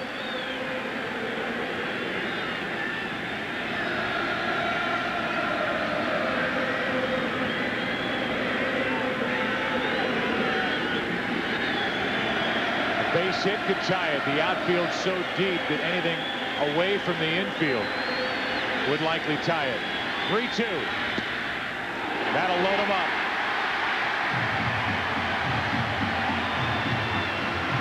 Looked like that slider. Ortiz got his first strike with that, and that one just missing. A little farther outside than I thought. So now who stands in? Chipper Jones. Braves love this situation. 5 out of 14 in this series. No home runs, 2 RBIs. Drove in 100 during the regular season. Former MVP. Ball 1.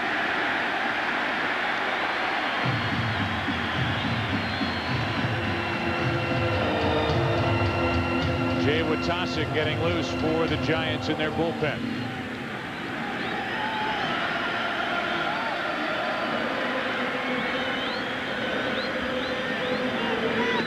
Ball 2. Uh-oh time for Ortiz.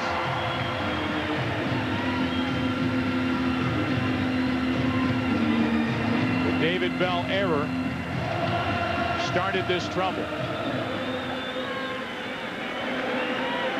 2 walks in the inning and a 2-0 pitch. Good pitch on the outside corner, 2-1.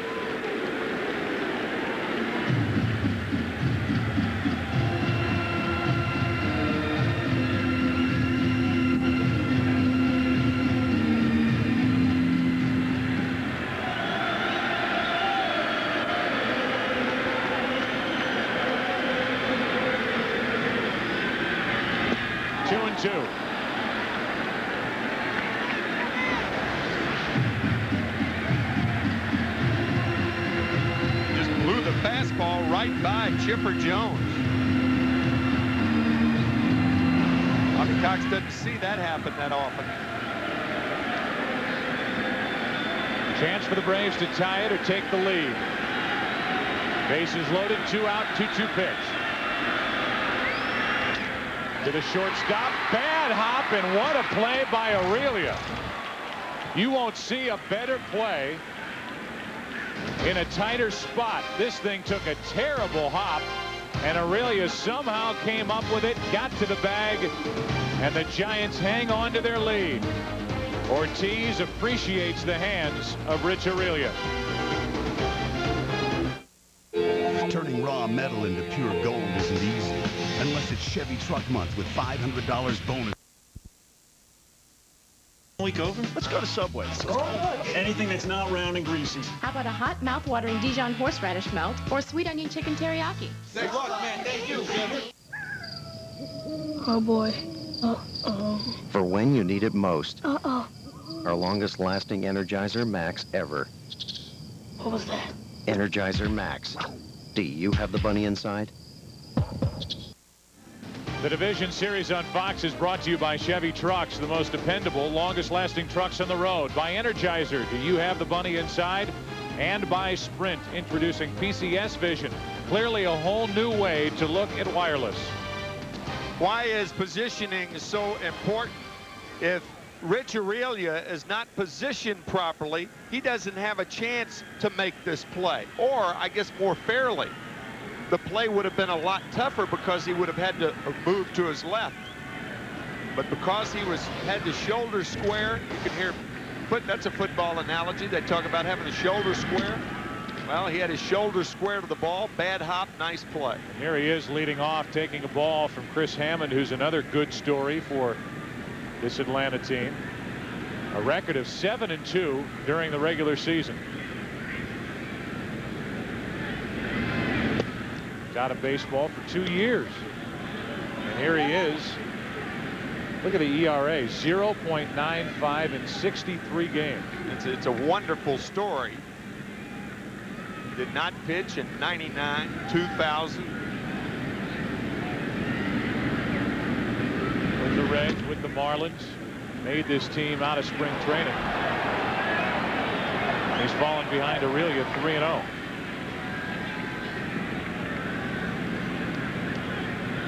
A 2-0 San Francisco lead, and that's on the outside corner.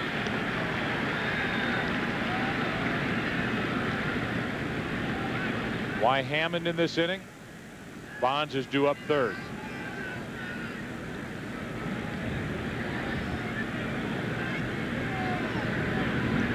The lefty deals, and he hits the outside corner. It's a full count.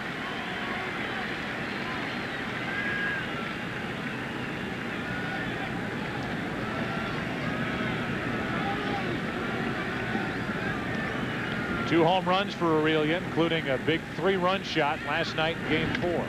That's off the end of the bat, and a foul ball. Sometimes, and it's an old expression in baseball, a hitter hits it like a pitcher throws it.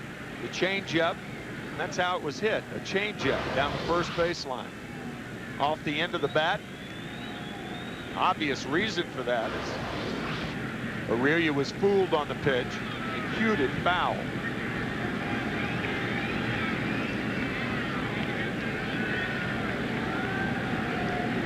Oh for 2 tonight. Here's a guy who hit 37 home runs last year as a shortstop for the Giants. And a leadoff walk. First walk handed tonight to the San Francisco Giants. Good time for our in-game box score for San Francisco, sponsored by Chevy Trucks. Kenny Lofton has a double. Reggie Sanders has a 2-out RBI single back in the second. Barry Bonds with a solo home run. He hit the opposite way in the fourth. A walk to Aurelia. And now here's Kent. Kevin Millwood, the starter. Can't say anything about his stuff tonight except that it was outstanding. Everybody wondering how he would respond on short rest. Took the early flight here to Atlanta yesterday morning. He went 5, struck out 7. Allowed 2 runs on 4 hits and 1 of the runs on a home run by Bonds on a 3-2 pitch.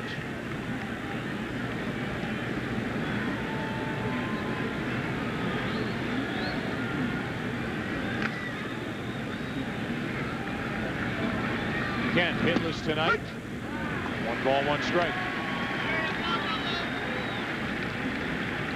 And Jeff has been shaking his head at the home plate umpire all night.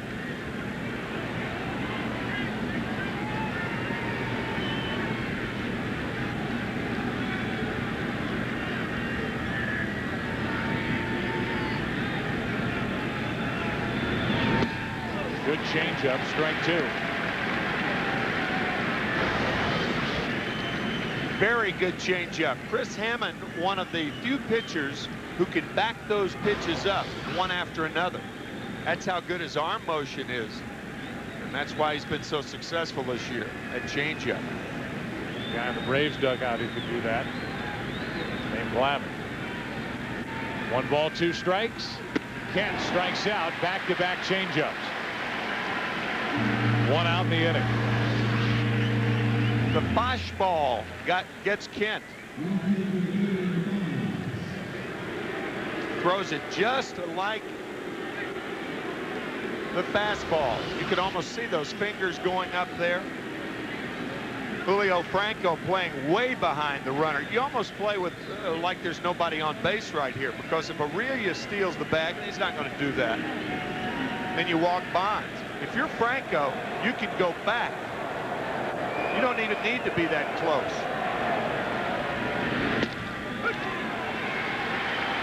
Strike one from Chris Hammond to Barry Bonds. Will Barry Bonds be a part of a team that wins a postseason series? That's what he and the Giants are trying to accomplish here tonight. Game 5. That's down into the right field corner, just foul by inch. Strike 2.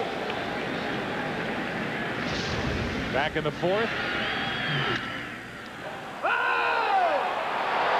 That from Gene Klein's. And a laser line drive home run into left center field. From Gene Klein's and Giant fans in San Francisco. More cries had this ball been fair, but it was hooked foul by about 7-8 inches.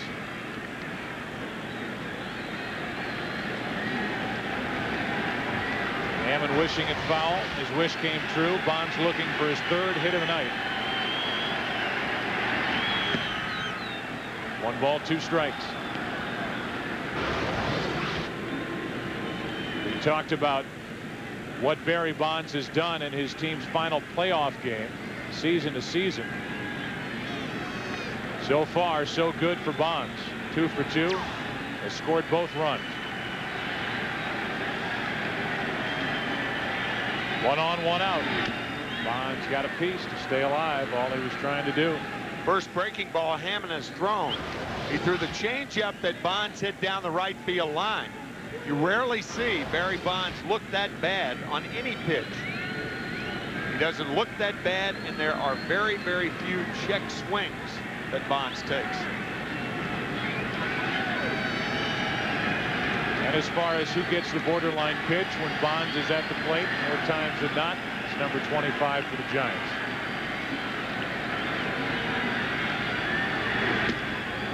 Like that. 2-2. Nobody manages the plate any better than Barry Bonds in today's game. How he reacts with umpires, the respect that he gets from pitchers and from the men in blue behind him. The 2-2. Flied into center field. It'll stay in the park, and Andrew Jones will coast over and get it. 2 out.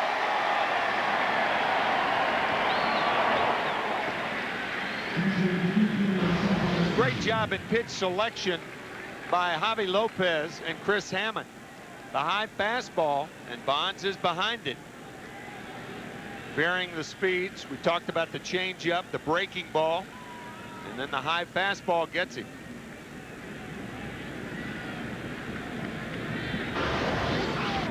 So Bonds retired for the first time tonight, and here is Benito Santiago. Rounded out twice. Does have 5 hits in this series and hit 16 home runs during the regular season. Strike 1. Here's a guy on the Giants that can hit a changeup.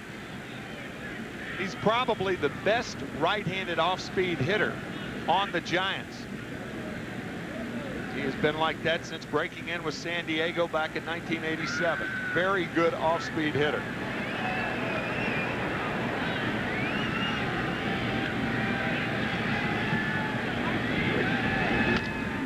Into left center field, well hit. Back at the track, it's Andrew Jones, 2 steps in front of the wall to end the inning.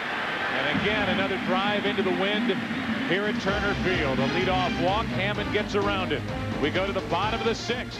Braves bat down by 2.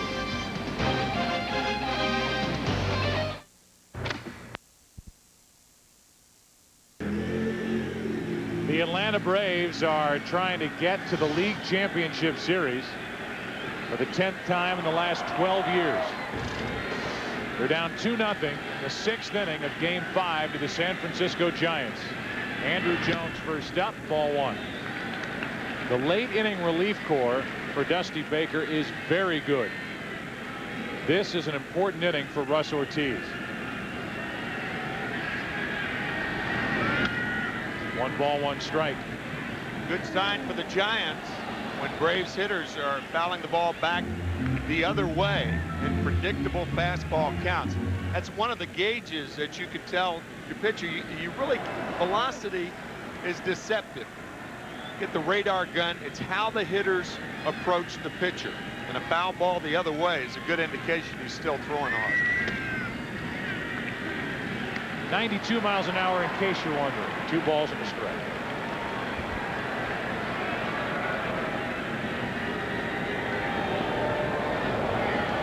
Bullpen has been busy tonight. Last inning, good pitch on the inside corner, 2-2, and Watasic was loosening up. But the trio, at least the right-handed trio, of Felix Rodriguez, Tim Worrell, and Robb Nen, is about as good as it gets. Remlinger getting loose for Atlanta as Chipper Jones, a check swing foul ball.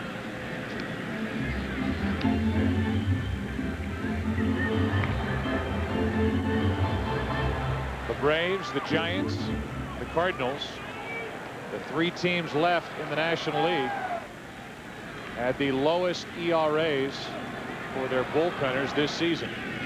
The 2-2. Full count.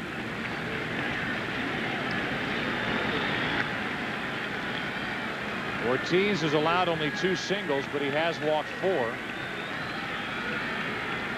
And he has to come after Andrew Jones here to start the 6th.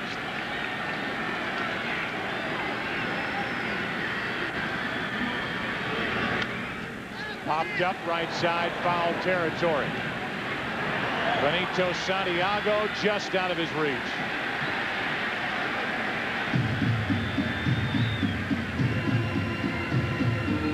The 8th inning of game 1, Santiago ended that 8th with a nice play into the stands.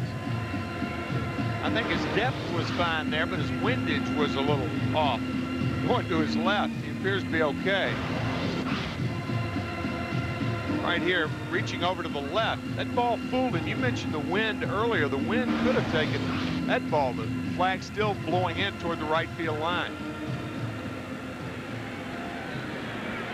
So another 3-2 pitch for Andrew Jones. And that'll get back and out of play. Jones, Lopez, and Castilla. If anybody gets on Lockhart, then the pitcher's spot. Showed you Remlinger's getting loose. With the bottom of the order due up for San Francisco in the top of the 7th.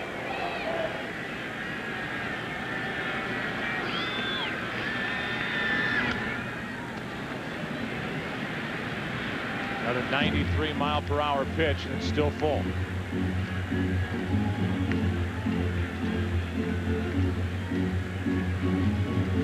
Up to 86 pitches.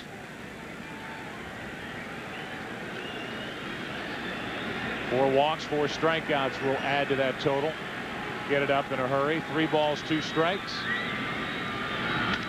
Into left field, a base hit. Braves put their leadoff man on.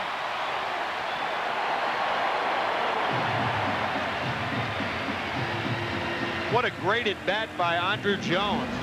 Fouling off some tough fastballs. He finally gets one in the middle of the plate.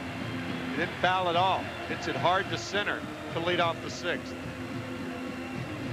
10-pitch at bat that ends on that base hit. Now Javi Lopez digs in, the tying run at the plate. And the Giants are on the phone to the bullpen.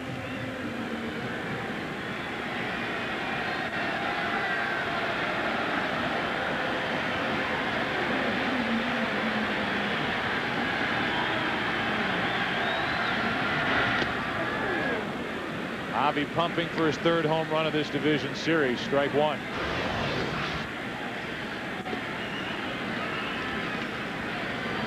Trying to tie it up right there.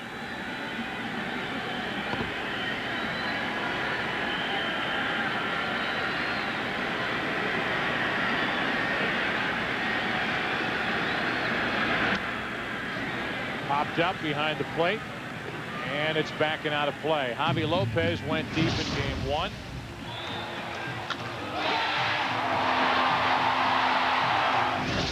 And in game 2.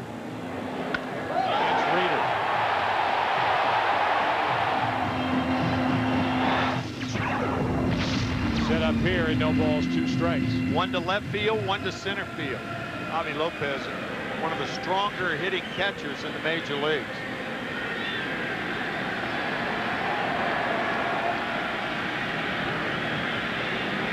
Tying run at the plate. No balls, 2 strikes. And blocked by Santiago, who got down that time to keep it at the plate. That looked like that slider, and a nice play by Santiago, smothering that ball. Good play. For those of you just joining us, we are in the bottom of the 6th. Game 5. Winner moves on to play St. Louis in the NLCS.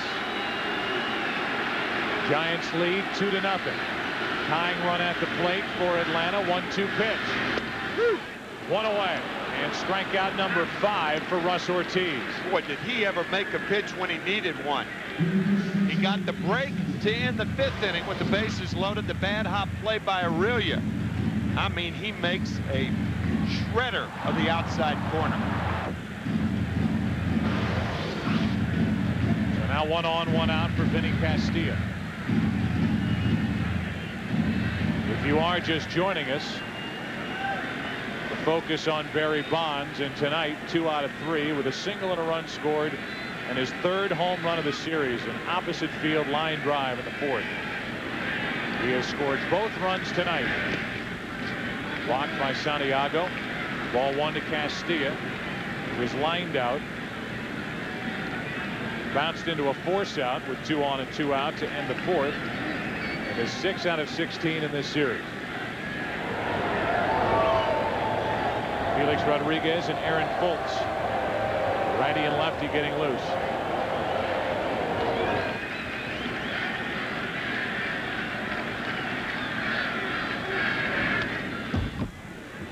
One ball, 1 strike. Again, tomorrow is game 1 of the American League Championship Series. Kevin Apier is the scheduled starter. Joe Mays for Minnesota.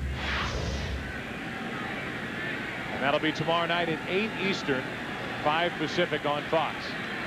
Ortiz getting away with that hanging breaking ball to Castilla, the one he just fouled back.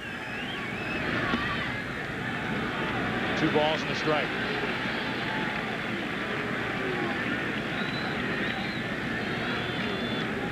Vinny Castilla, who put up some big years playing 3rd base for Don Baylor out in Colorado. There's that 2nd pitch. They got that reaction from Bobby Cox when Castilla didn't pound it. He pounds a base hit to center here, and the tying runs are on. 2 on with 1 out in the 6th.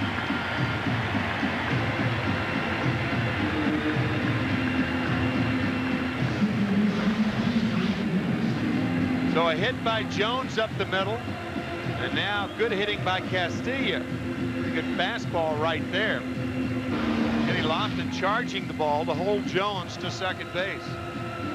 So now here comes Dusty Baker. Keith Lockhart coming up. And the decision, do you want to bring in Fultz, a left-hander? Probably see a right-handed pinch hitter from Bobby Cox. Or will it be Rodriguez? It'll be Aaron Fultz, the left-hander, taking over for Russ Ortiz, who gets into the 6th inning tonight. Gives his team a chance in game 5. 2 on, 1 out. 2-0 Giants.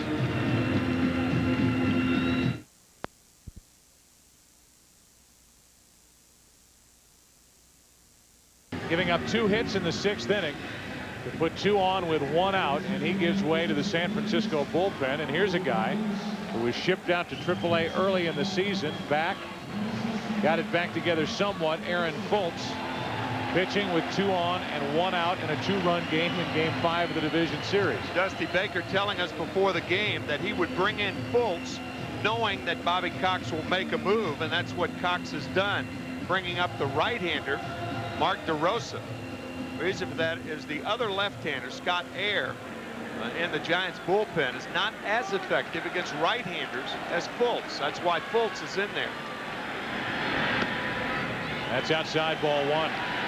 Another pinch hitter, Marcus Giles, is in the on-deck circle. The hit for Hammond. Rodriguez in the bullpen, but Matt Franco waiting on that Atlanta bench. 2 on, 1 out. Into right field. Slicing into foul territory. J.T. Snow, what an effort. But he can't make the play. Strike one. Full extension. What a play, or an attempted play by Snow. Think his dad ever laid out for a pass like that for the Rams or Notre Dame? Yeah. No doubt. It's in his genes. He's got to lay out. And he just missed it. 6 Gold Gloves and a valiant effort by Snow. Tying runs are on. They're at first and second. 1 out. Time called by Santiago at the plate.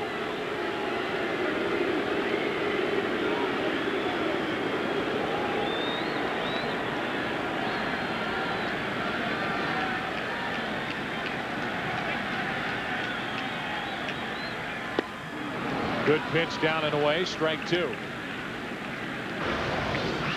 Fastball, tailing fastball. You can see Santiago motioning away, and that's where he received it.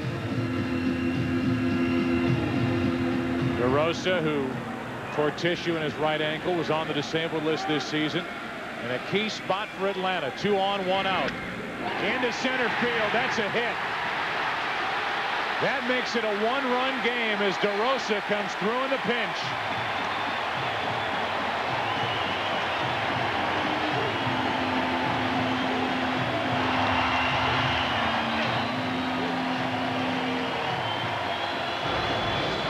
DeRosa looked bad on the 1-1 fastball, but he chooses a fastball, I think.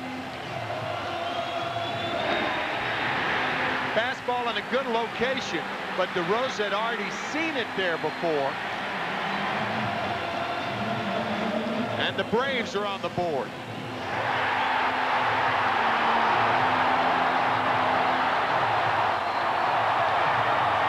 Dusty Baker back to the mound. Aaron Foltz is gone. Felix Rodriguez coming in. 2 on, still only 1 out. At Kia, we challenge. Russ Ortiz having a tough time watching. What was once a 2-0 lead is now 2-1. 2 on, only 1 out. And another pinch hitter. The Braves have used Bragg, DeRosa, Giles was announced. Felix Rodriguez was called in from the bullpen. The numbers for Rodriguez, who in years past has been a tremendous setup man for Robb Nen. And he will deal with Matt Franco. Third pinch hitter of this inning. Franco had a big year, over 200 at bats, hit .317, platooning with Julio Franco. Franco, a good contact hitter. He had 6 home runs this year, so he's got some clout. Rodriguez looking for the ground ball at somebody to get the Giants out of this inning. Tying run at second, go ahead run at first for Atlanta. 2-1. San Francisco on top in the 6th. Franco goes after the first pitch and pops it up. Kenny Lofton. 2 out. Bobby Cox is going for broke here in the 6th inning with those good pinch hitters. He's left with Blanco, Torrealba, his 2 other catchers, and Wes Helms is probably his biggest weapon left on the bench. The value of Blanco and Torrealba, defensive. So in effect, the only potent pinch hitter he has left, if this game remains 2-1 or a tie game in the later innings, is Wes Helms. That was definitely something that I'm sure Bobby Cox thought about before making the move, because of the presence of Robb Nen and Tim Worrell in the bullpen for San Francisco, using his top left-handed pinch hitter. We're only in the 6th. Now it's for Cal. He could tie it with a hit. First and second, 2 out. 97 miles per hour from Rodriguez.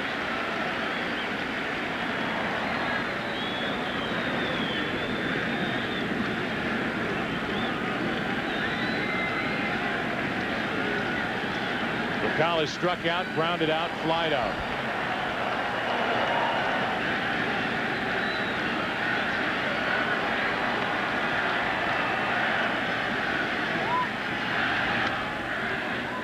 One ball, one strike. With the power of Rodriguez on deck, Julio Franco, the power of Rodriguez and the diminutive Furcal at the plate, one would think that he's going to hit the ball to left field. That's what the Giants outfield thinks. Barry Bonds way around toward the line and left, and Lofton shading toward left center. So they're giving Furcal the right field line. And you do that when a guy throws as hard as Rodriguez. 2 on, 2 out, 1 ball, 1 strike for Furcal. 98 from Rodriguez, but it's ball 2, 2-1. With this alignment, with Bonds that close to the line, there's a lot of room in left field. Bonds can afford to play that close to the line, because if Furcal hits it well, it's going to tail back to Bonds.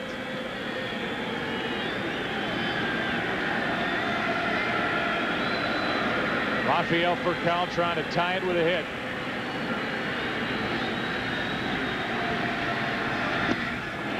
Ball 3.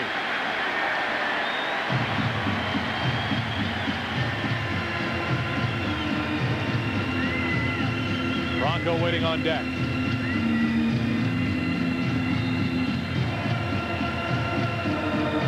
Castilla and DeRosa the runners.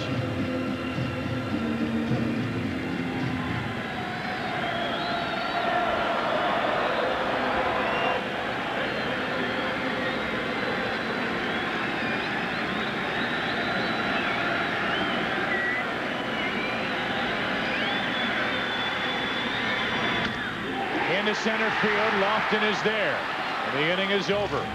Hit on a line by Furcal, but through that the Braves get only 1 on 3 hits, have left 9.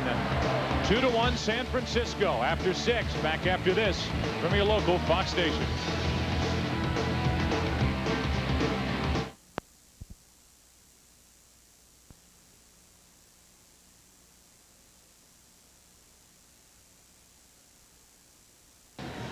Well, Felix Rodriguez made it interesting. A 3-1 pitch, and Rafael Furcal was not fooled at all. A rocket to center field. We talked about the outfield alignment. Kenny Lofton, a few steps to his left. And 2 guys are very, very happy. A smiling Russ Ortiz and Rodriguez also. It was an interesting inning in that the Braves, in essence, traded 3 guys on the bench. Mark DeRosa, he's in your picture, driving in the only run. And also Marcus Giles and Matt Franco. The Giants had to give away 1 pitcher, Aaron Fultz. So 3 for 1. Braves hitters, 1 Giant pitcher. Snow is jammed as Mike Remlinger, who is about to cash in somewhere. There aren't many left-handed setup guys that do what Remlinger can do. 7-3, 73 games and an ERA under 2.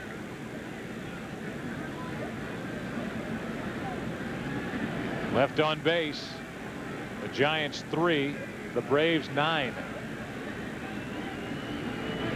And we're in the 7th inning of Game 5, the decisive Game 5, with San Francisco on top 2-1. Yeah, if you strand 9 guys and you score 4 or 5 runs in 6 innings, that's okay. If you strand 9 and you score 1, that's not all right. A 1 ball, 1 strike pitch to Snow. Especially if the other team has 2. Trying to simplify it as much as possible, though, you know, which means that there have been a ton of opportunities for the Braves tonight, and they have not, they've been 2 out opportunities. Not a chance to score cheap runs. A runner on at third and less than 2 outs.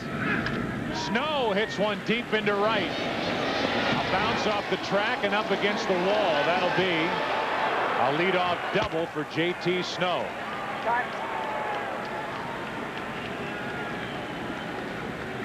Yeah, that bounce off the fence was not a true bounce back to Gary Sheffield. It was hung up This ball hit very well to right field. Remlinger falling behind, had to come in with a fastball. So it hangs up. It hit the fence and then caromed up and hit the top of the fence and just sat there. And Snow is not a fast runner, but a chance to get to second base. If the RBI is to come for the Giants in this 7th inning, Dusty Baker is hoping it comes with Sanders or Bell at the plate. Felix Rodriguez, his pitcher, is in the hole right now. Runner at second, nobody out. Sanders too late with that swing. And that's why you don't bunt in this situation. The odds are against with David Bell on deck and Rodriguez in the hole. Giants will make a move. And they do have a chance to send up a pinch hitter. But you want an RBI guy up in this situation trying to drive the run home, not move him over. No balls, 1 strike. Sanders, strike 2. And I make the point about Rodriguez because you know Dusty Baker, with the way Rodriguez has been throwing the ball lately, he had his pick, would run Felix back out there for the bottom of this 7th inning. Well, it might be a scenario to do that if Sanders can drive the run in and then Bell can get on and then Rodriguez could bunt him over. That's a way to keep him in the game for another inning or so.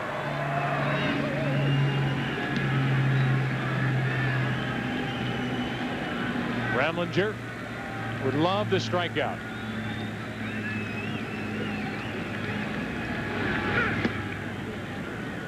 One ball, 2 strikes. Sanders a 2-out RBI single back in the 2nd to drive home Barry Bonds with the 1st run of the night. Bonds homered for the 2nd run of the night. And the Braves just got their 1st, driven in by the pinch hitter DeRosa, bottom of the 6th.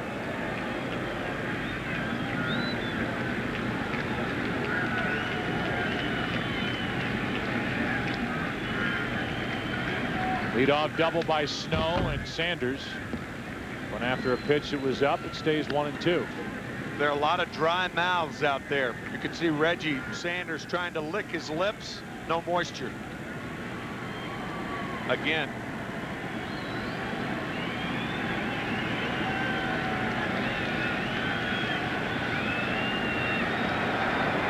Seventh inning in a 1-run game. The winner moves on to play St. Louis. If it's Atlanta,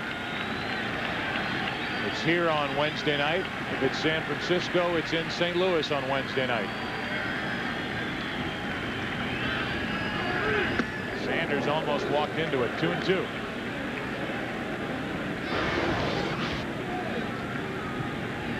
Remember, that's where the Braves try to pitch Reggie Sanders. Up. The big bats are coming up for the Braves in the bottom of this 7th.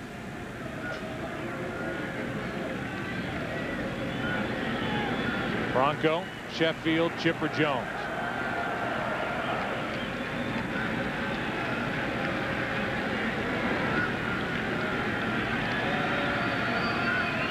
A 2-2 delivery. Full count.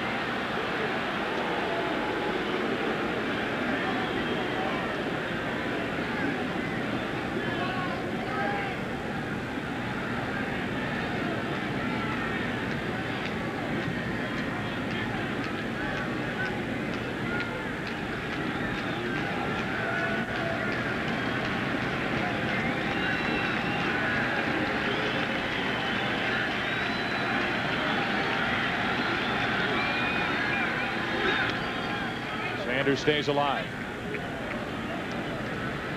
Been a pretty good at bat by Reggie Sanders after Remlinger jumped out in front with 2 strikes.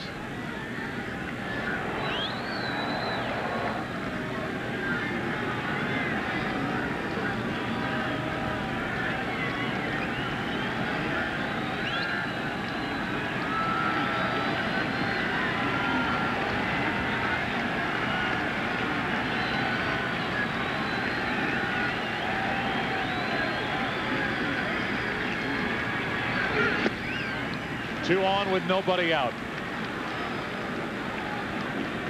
A double followed by a walk The San Francisco Giants were second in the National League with 198 home runs this season. They are in the divisional series because of the home run ball. Here's Dusty Baker talking about how his team plays it offensively. We're a team that relies on the home run. I mean, you know, we can play small ball. I love small ball, but you got to play according to the personnel and according to the scoreboard. I mean, you know, yeah, we have guys that can sacrifice bunt. We have some guys that can hit and run. We have a few guys that can out and out steal a base, but we're not a real small ball, you know, type team. Time for small ball for Dusty Baker as David Bell shows bunt, pulls back from ball one. Not an easy bunting play for Bell, with J.T. Snow the lead runner at second and Julio Franco breathing down his neck with a pitch. Yeah, sometimes what managers do, they see the reaction of the infield, and what Baker has and David Bell has, Castilla in, and you also have Julio Franco in. It's a good time to take the bunt off right here. Showing it early. And Remlinger, who just issued a walk, falls behind 2-0. David Bell had 6 sacrifices this season. So Bell in a very, very inviting offensive situation right here. The third-generation big leaguer digs his way back in, and even more of a possibility to take off the bunt. And now David Bell wants the third base coach, Sonny Jackson, to give him the signs again.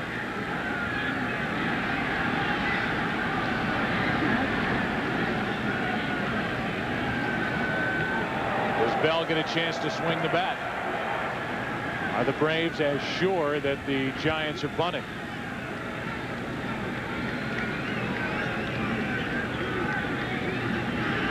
Still bunting, still out of the strike zone. It's 3-0.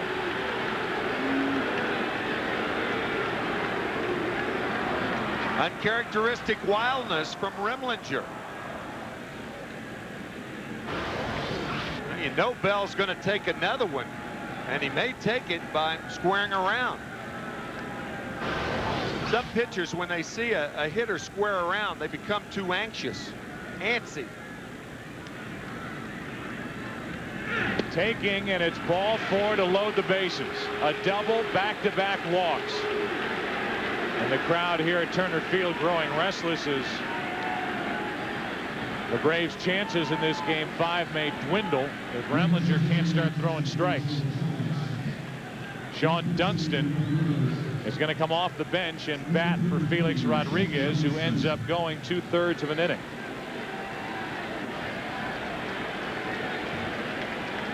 And we'll have a pitching change. Bobby Cox is going out to take the ball from Remlinger. A double, 2 walks. A big chance for the Giants when we come back. How's it going back there? He doesn't look too good.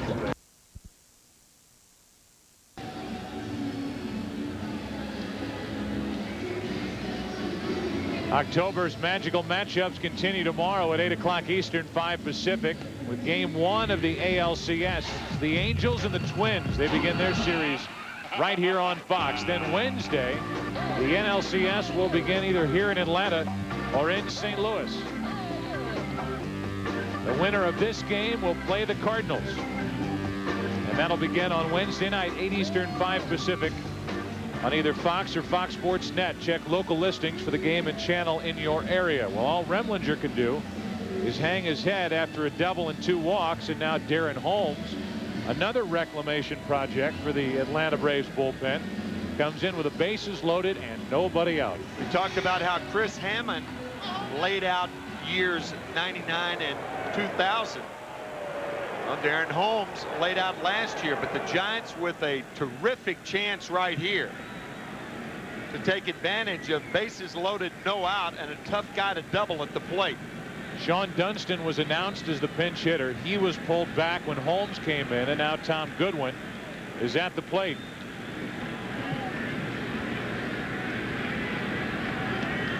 Bases loaded, nobody out, and a strike from Darren Holmes. And because of that, the Braves trail by a run. They know Goodwin is tough to double. They have the infield in with Worrell to be the pitcher in the bottom of the 7th. Goodwin led the Giants with 7 pinch hits this season. We're up in Fresno, the 0-1 pitch. Just slapping at it. No balls, 2 strikes, and Holmes needs the strikeout.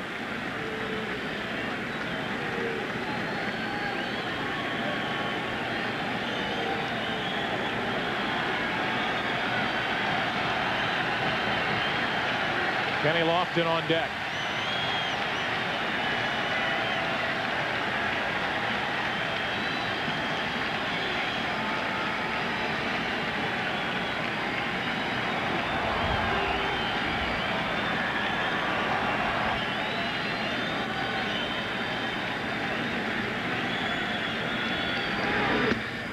One ball, 2 strikes. Goodwin came up with the Dodgers in '91 with Kansas City. Got big money in Texas, Colorado, back to Los Angeles, and now a San Francisco Giant. Biggest at bat in his career with the bases loaded, nobody out in the 7th. And he strikes out. Big strikeout for Darren Holmes.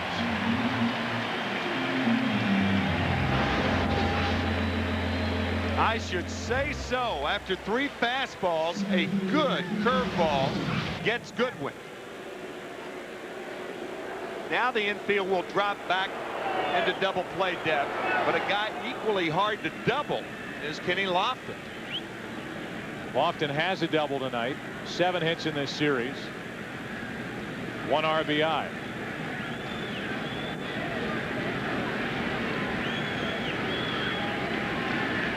Bases loaded, 1 out. Holmes trying to keep it. A 2-1 game in the 7th. Strike 1.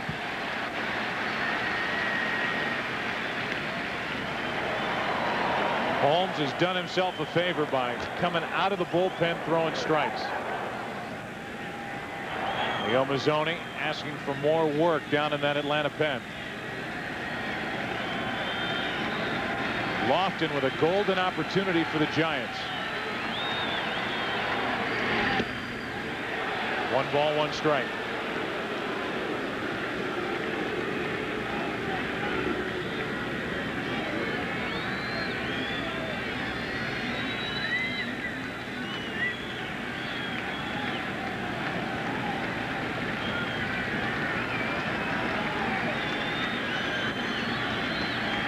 Bases loaded, 1 out. The 1-1 pitch. Lofton takes ball 2.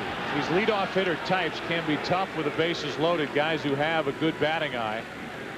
As Holmes is trying to make the perfect pitch, he's falling behind. Yeah, Joe, one of the key guys on base right now is David Bell, because what David's thinking is a ground ball to one of the middle infielders. I've got to take him out. Forget Snow and Sanders, but it's David Bell who is the guy who's supposed to be ready for the takeout slide at second base. Holmes hits the outside corner, 2-2.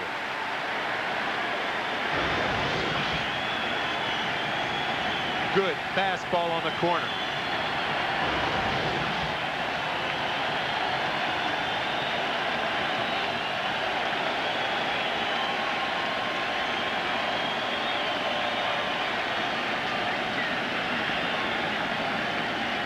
Holmes struck out Goodwin on a curveball. That is Darren's out pitch.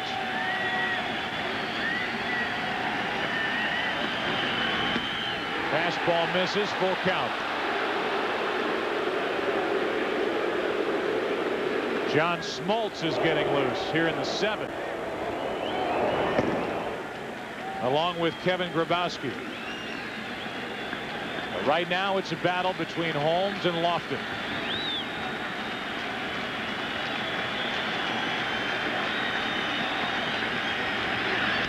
Lofton with a fly ball into center.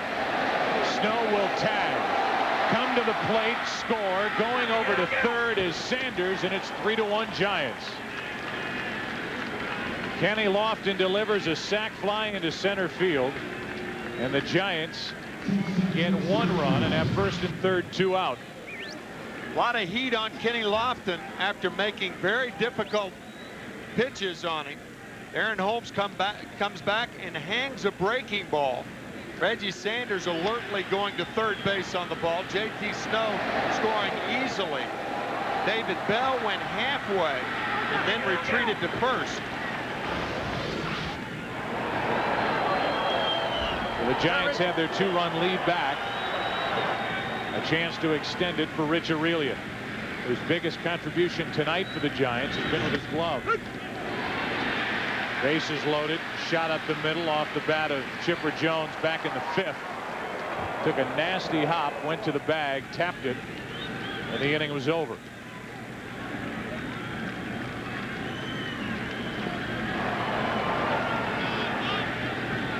Holmes trying to limit the damage.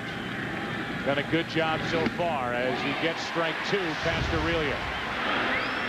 Back in the 5th, right up the middle, bad hop, and Aurelia stayed with it.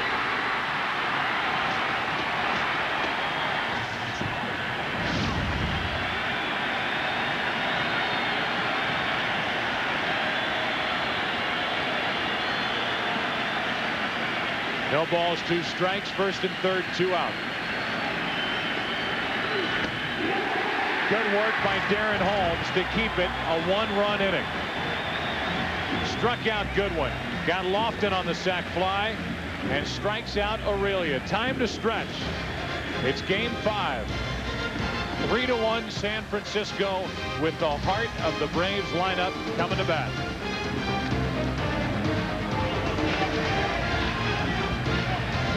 Series on Fox is brought to you by Old Navy's Painter Pants, the Handyman's Classic, and by Nissan and your Nissan dealer. Cool evening in Atlanta. What's at stake for the San Francisco Giants? You look across the big leagues, and it's been 47 years since their last championship. Go back to 1954, New York Giants of 1954. Willie Mays won the batting title that year. And now his godson, part of this Giants team, Barry Bonds, that has a 3-1 7th inning lead. Bonds has played his part tonight. And now we'll see just how good this San Francisco bullpen is as Tim Worrell becomes the 4th pitcher of the night for the Giants. That 1954 season, the Cleveland Indians won 111 games that year. The Yankees won 103, finished 8 games behind Cleveland, and then Cleveland lost 4 in a row to the New York Giants. Tim Worrell has been the setup man. When the season opened, Rodriguez was the setup man, and Worrell pitched himself into a more important position in Dusty Baker's staff. Those 3 players due up for the Braves, their career against Tim Worrell, who early in his career was known as Todd Worrell's younger brother, now known as one of the best setup men in the National League. October's magical matchups continue this week on Fox NFL Sunday, beginning with America's #1 pregame show. And Terry Glenn returns to New England. It's the Patriots and the Green Bay Packers. The Panthers take on the Cowboys. Falcons and the Giants or other regional action. Coverage begins at noon Eastern, 9 a.m. Pacific. Those are the matchups this Sunday on Fox. Bronco, Sheffield, and Chipper Jones against Tim Worrell.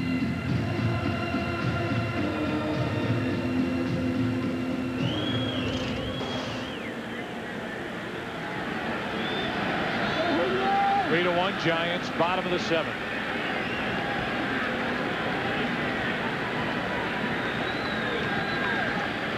It would be nice for Atlanta to get their leadoff man on with Sheffield and Chipper Jones coming up. And that's too high for ball 1. Julio tonight 0 for 2 with a walk.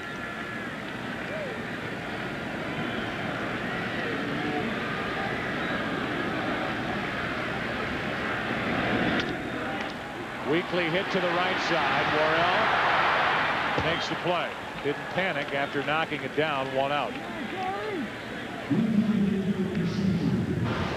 Again, he knew who was running. And he knew his own athletic ability. Some pitchers would be wise to let balls like that go, but they're not exactly sure where the middle infielder might be. That's why they try to make the play. A lot of times you'll see that ball roll by a pitcher and misdirect, and a guy get an infield hit as a result. Tim Worrell pounced on it, got the first out. Here's Sheffield now with 1 out. Ball 1. John Smoltz getting ready, it appears, to come in and work in the 8th.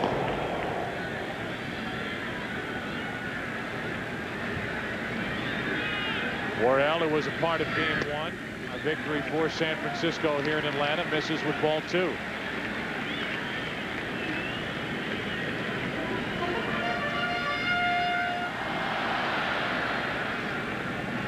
Dusty Baker has used Aaron Foltz, Felix Rodriguez, Tim Worrell, and you know before the end of the night, Robb Nen will be out there for the Giants. 2-0 pitch.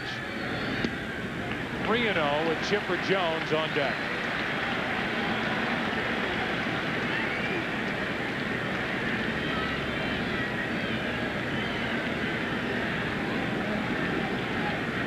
The odds go up that Gary Sheffield's going to get on base at this at bat.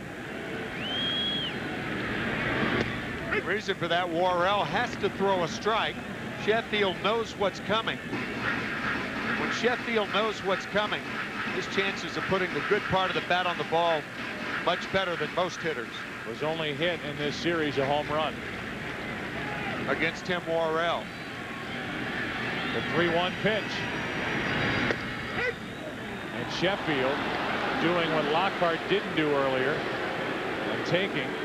It's a full count. That was a key at bat in this ball game. To count 3-0 to Heath Lockhart. He took a pitch and then swung at the 3-1 pitch and the 3-2 pitch out of the strike zone.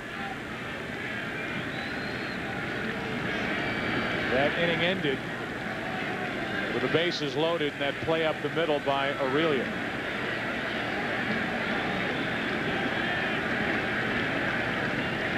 Three-2 pitch. Sheffield takes a 1-out walk. 1 on, 1 out. Tying run coming to the plate. Chipper Jones walks in. Our game summary is brought to you by Nissan. We're in the bottom of the 7th. Barry Bonds hit his 3rd home run of this series back in the 4th. Russ Ortiz, a solid start on full rest. The Atlanta Braves have advanced to the LCS. 9 of the last 11 postseasons, trying to do it for the 10th time. And the Giants trying to win their first playoff series since 1989. Chipper Jones, strike 1.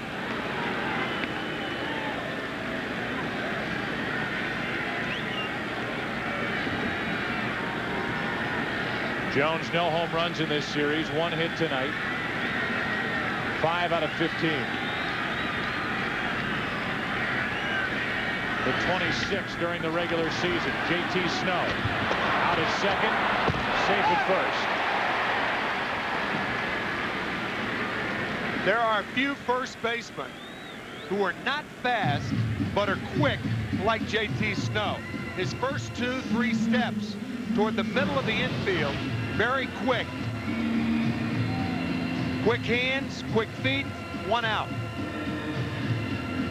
Well, you're right. Those first few steps gave him a chance to get to that ball. A lot of first basemen would have been watching that roll into right. It's always amazed me, Joe. You can see Chipper Jones going down the line hard to prevent the double play.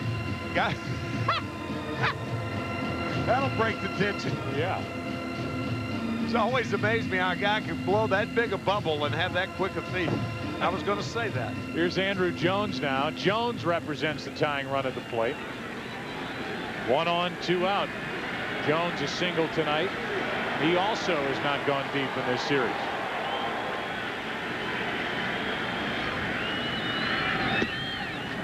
Trying to tie it, strike 1. I was going to talk about Brooks Robinson, not a fast runner, and his first 2 steps, not JT Snow.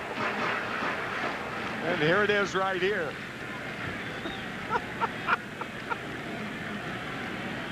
No balls, 1 strike on Jones.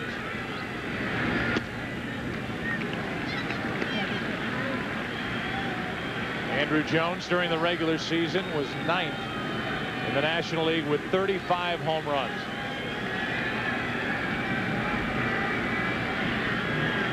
You could tie it with a long ball. Wow. Is he trying to launch?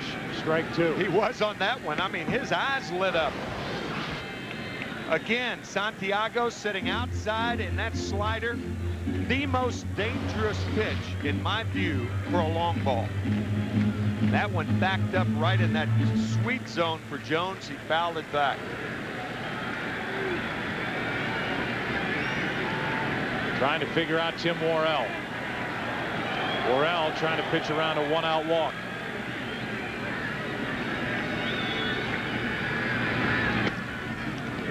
Wouldn't go after it. 2 balls, 2 strikes. So Smoltz is getting ready for the Braves in their bullpen. You have to believe that at any point in the 8th inning, Robb Nen could get ready for the Giants in their bullpen. The 2-2. Ground ball, base hit. Tying runs are on as Chipper Jones will go to third. 1st and 3rd, 2 out. On Andrew Jones' 2nd hit of the night.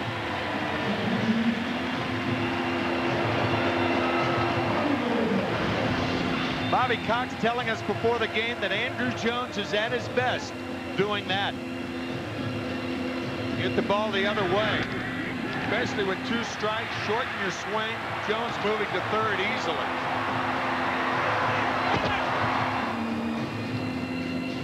Pitch was away and he went away.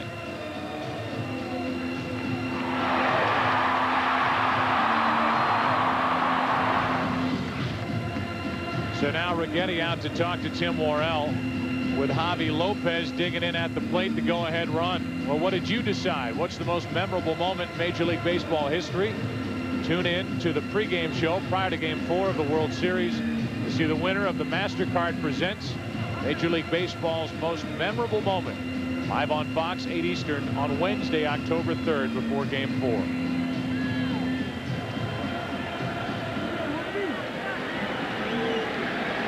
Javi Lopez is the go-ahead run at the plate. Strike 1.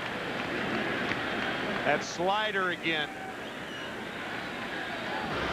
When that slider flattens out, it can go a long, long way. Lopez would like to have that pitch back. Yes, he would. Went after a worse pitch, and now Lopez in the hole 0-2. Yeah, that was nasty from Worrell. You can see Santiago sitting outside and Worrell's right there. You make fewer mistakes with a fastball than you do with that slider. Tying runs are on. 2 out, 7th inning. And Lopez just got a piece to stay alive. Looked like a check swing. That was a very good slider there.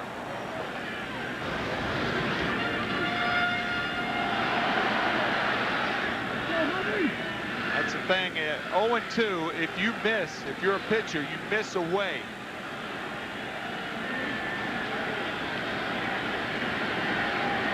Runners on at the corners with 2 out. Another 0-2. And Worrell is staying away. Ball 1. The Giants in the 8th inning will have Kent, Bonds, and Santiago.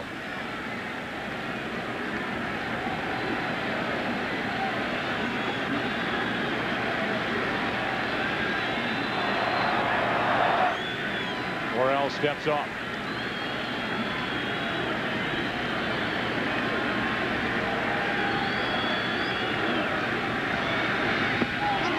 Worrell strikes out Lopez. And the Braves now have left 11. Scored only 1.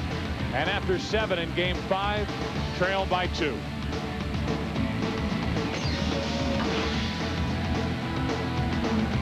So you've got access to 225 channels and all the football you can.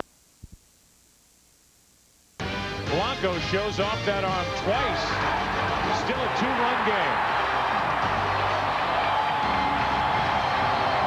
There's some things money can't buy. For everything else, there's MasterCard. Centennial Park. The Olympics here in '96. The Braves moved in for good in '97. And in a 3-1 game, as we go to the bottom of the 8th, the Giants are going to ask for 2 big innings out of Tim Worrell. Castilla, DeRosa, and then Blanco coming up for Atlanta here in the 8th. San Francisco and New York are vying for the Summer Olympics in the year 2012. That will be announced in November as Robb Nen is warming. Giants looking for Olympic feats out of their bullpen to record 6 outs. Castilla. First pitch swinging, strike 1. Just so you know, Robb Nen had 8 saves of 4 or more outs. So he is no stranger to entering in the 8th inning.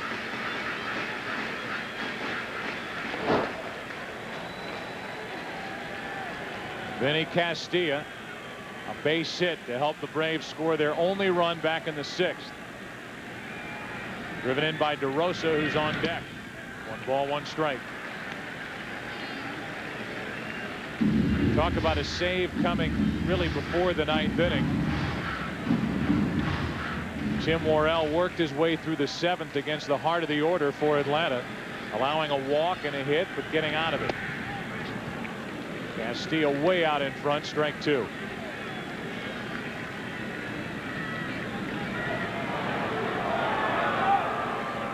Talked about Bobby Cox using 3 pinch hitters in 2 spots in the 6th inning after using 1 in the 5th inning. Castilla with a weak swing and a miss, 1 out.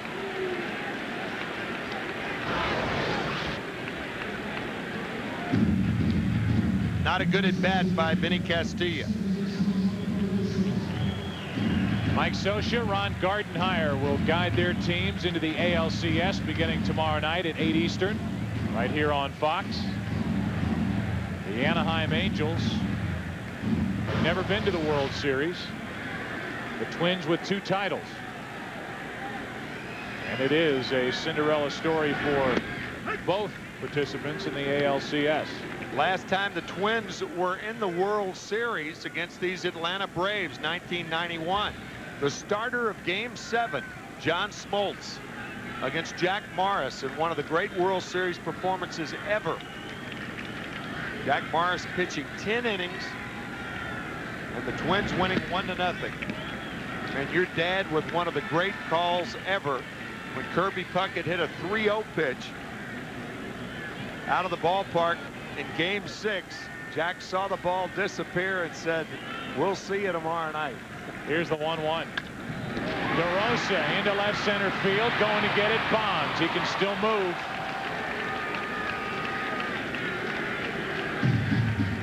And with 2 out, nobody on, after this play by Bonds in left center field, Henry Blanco will be the hitter. You can imagine what Mark DeRosa is thinking.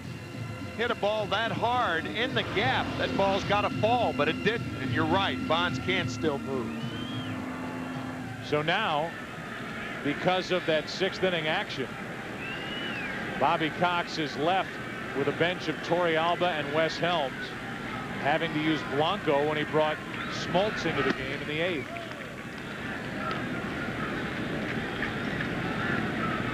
And should the Braves get a rally going even in the 9th, theoretically Smoltz's spot in the number 6 position could come up.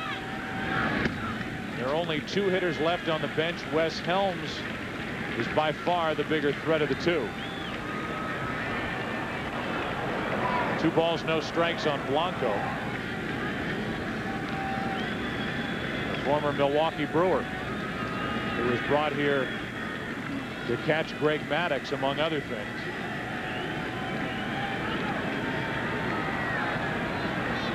Not known for what he does with a bat. Takes a strike, 2-1.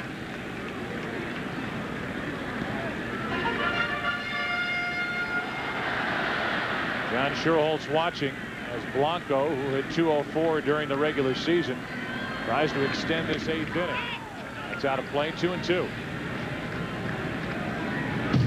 These would be two enormous innings turned in by Tim Worrell tonight if he can get through this 8th inning. One thing to keep in mind, I mean, even if a guy like Blanco were to walk here and Furcal makes the last out, the Braves just trying to get Chipper Jones up there. Smoltz can hold him in the 9th inning. If Chipper Jones hits, he would represent the tying run. Maybe. Matt Franco watching. He's already been used. 2-2 pitch. Still 2-2, and Blanco spoiled it. Tim Worrell in the 9th inning for San Francisco. Bottom part of the order, Snow, Sanders, and Bell. Anybody gets on. A pinch hitter for Tim Worrell as he tries to set up Robb Nen. And really from now on, any danger, if Worrell gets into any trouble, Robb Nen would come in and try to finish the 8th. Yeah, that's right. John Smoltz, the ace of the Braves, starting the 8th.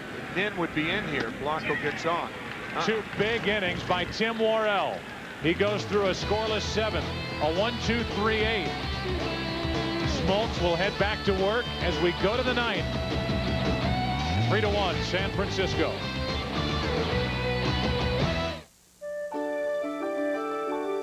$16 million people will come to WebMD. From Hyundai. We're in the 9th inning of Game 5. The winner moves on to play St. Louis in the 2002 National League Championship Series, and it's Smoltz against Snow, and JT dumps one into center for his 2nd hit tonight. Started off the 7th with a double, and he's on to begin the 9th against John Smoltz. He's trying to keep it tight. JT Snow has had a very good 2nd half of the game. Not only is he 2 for 2 after going 0 for 2 his first 2 times up, but he made that terrific play on the ball hit by Chipper Jones to force Gary Sheffield at 2nd base. Key play in this game. Now we'll see how the Giants want to play it. Sanders looks down at his 3rd base coach, Sonny Jackson. You've got David Bell, the number 8 hitter, on deck, but as opposed to the 7th inning, this is more clear cut. After Bell, you get a pinch hitter. So the bunt and a strike over the outside corner. That's a good call, Joe, because I didn't think Sanders would be bunting. I think your percentages are not with Sanders bunting. Sanders is seeing the ball well tonight. He has an RBI single, and he's walked in a very, very good at bat in the 7th inning. Let me tell you why he's bunting. Okay. That's foul. Strike 2. I would imagine it has something to do with his performance against John Smoltz. Tryon 6 for 46 with 22 strikeouts. Oh, makes you shudder. That's why he was bunting on the first 2 pitches. I see.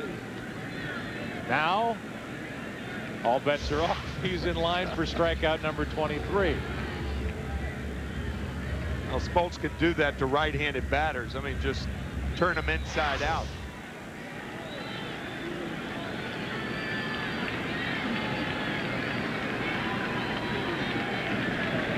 What does he do with 2 strikes? Going to swing. Instead, he takes strike 3, and there's 23 strikeouts for Sanders against John Smoltz. And the 3rd strikeout for Smoltz tonight.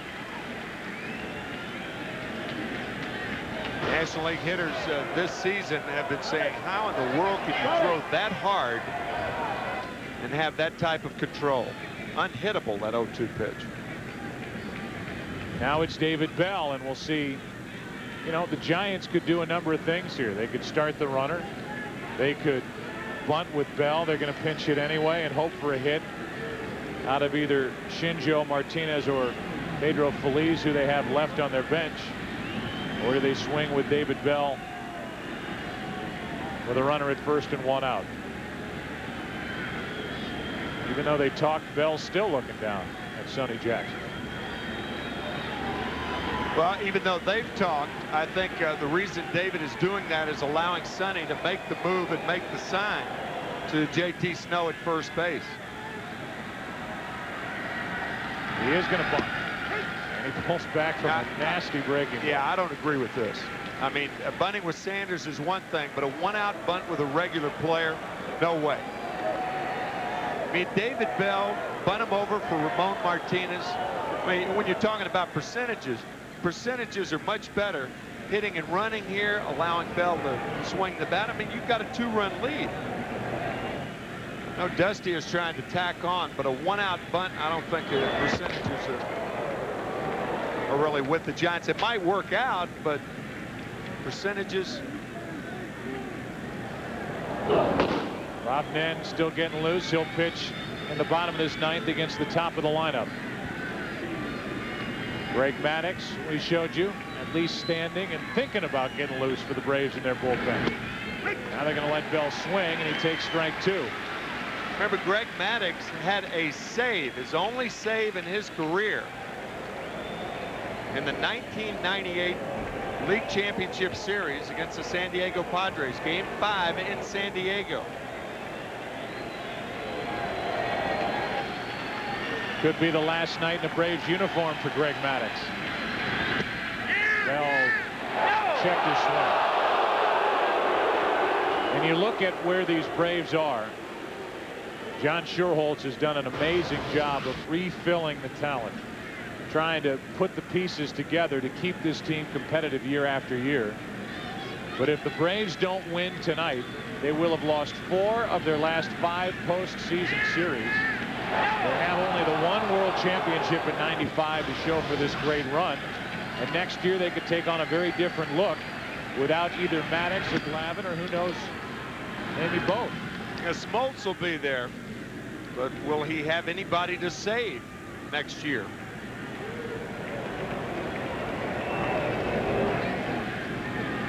Two balls, 2 strikes on David Bell with a runner at first and 1 out.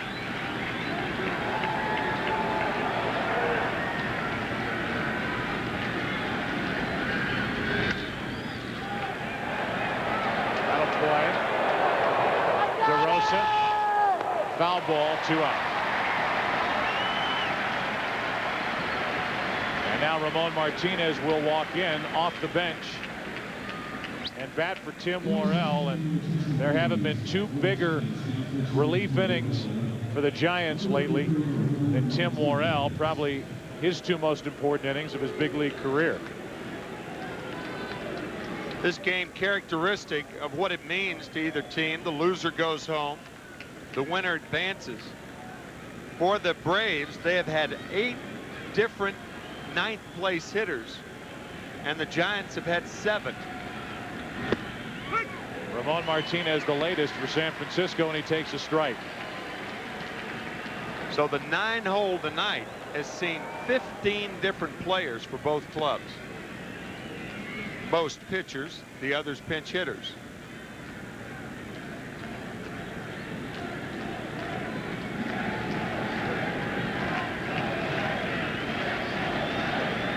The crowd still holding out hope, and why not with the top of the order coming up. Right now it's just a 2-run game. Smoltz was brought in to keep it that way. So far he's done his job, and the count evens 1-1 on Ramon Martinez. Only 2 position players left now for Dusty Baker. Feliz and Shinjo. Here's a 1-1. 2 balls and a strike. Martinez can reach. He would give an RBI opportunity to Kenny Lofton. He drove in an important run for San Francisco with a sac fly in the 7th. Despite the outstanding job done by Darren Holmes taking over for Remlinger. With the bases loaded, nobody out. Only 1 run across the plate. It's outside to make it 3-1.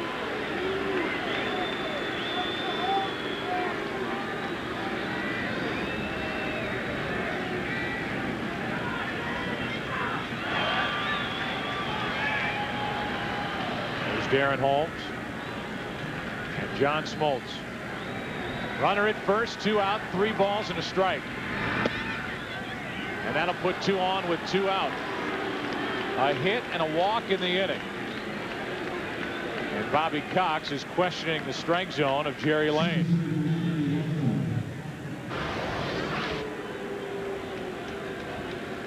No, that pitch was low. So now it's Lofton. Drove in 9 runs with the Giants. The time they picked him up at the very end of July from the White Sox for a couple of minor leaguers. A 6-time All-Star. Batting with 2 on and 2 out.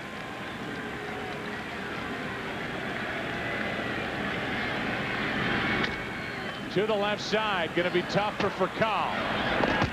He used the arm, he gets his man, and Smoltz does his job, keeping it a 2-run game. Now Robb Nen will try to do his and save it. Bottom of the 9th, game 5, 3-1 San Francisco. Jack Bauer seems to live an ordinary life. I love you. I love you so much, sweetheart. But sometimes the men chosen to protect us. Mr. President, we are in the middle of a grave situation. When do they need me? Now. Are the most dangerous ones of all.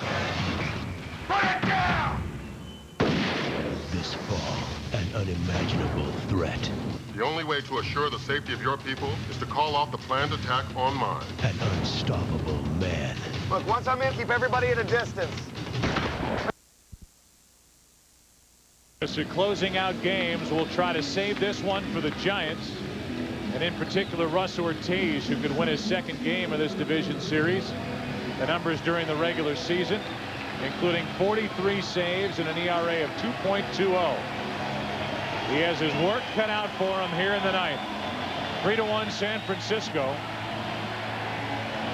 And these are the first 3 to the plate in their career against Robb Nen. Furcal, Franco, and Sheffield. Chipper Jones would bat 4th in this inning, and he has hit Robb Nen in on the corners of the infield, and Furcal takes ball 1.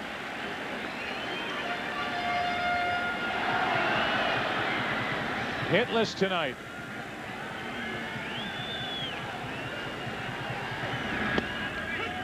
One ball, 1 strike. Robb Nen has blown 8 saves this year for the Giants. He is 0-5 lifetime against the Atlanta Braves. The 32-year-old brings it on 1-1. Low, 2 balls and a strike.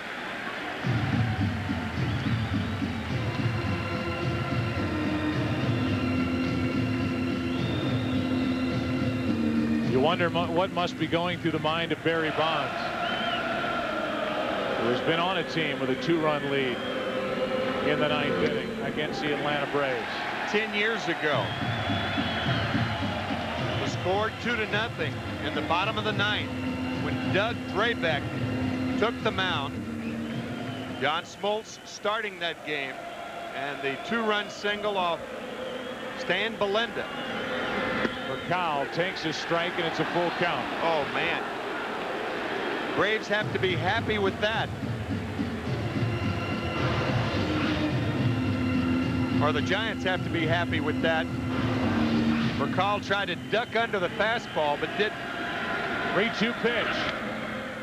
Out of play.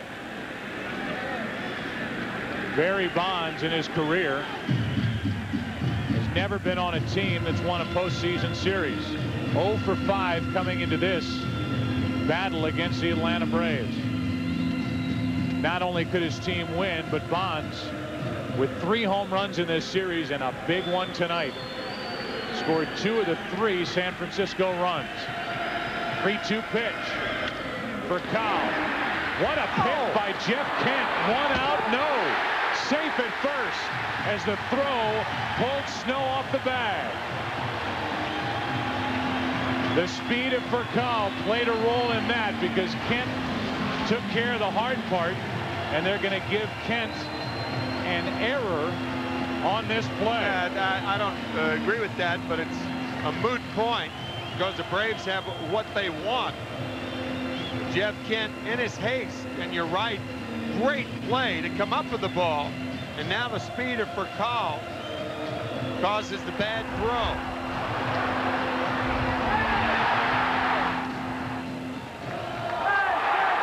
So it's an error, and the Braves have their chance. They needed a base runner to have a chance, and they have it. Franco, Sheffield, Chipper, Jones.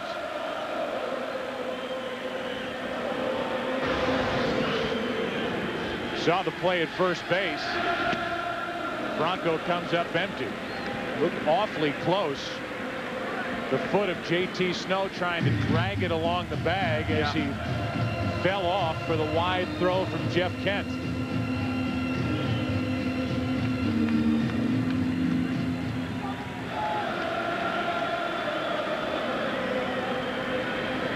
Tying run at the plate for Atlanta. No balls, 2 strikes on Julio Franco. Santiago sitting outside, and the devastating heavy slider from Nen.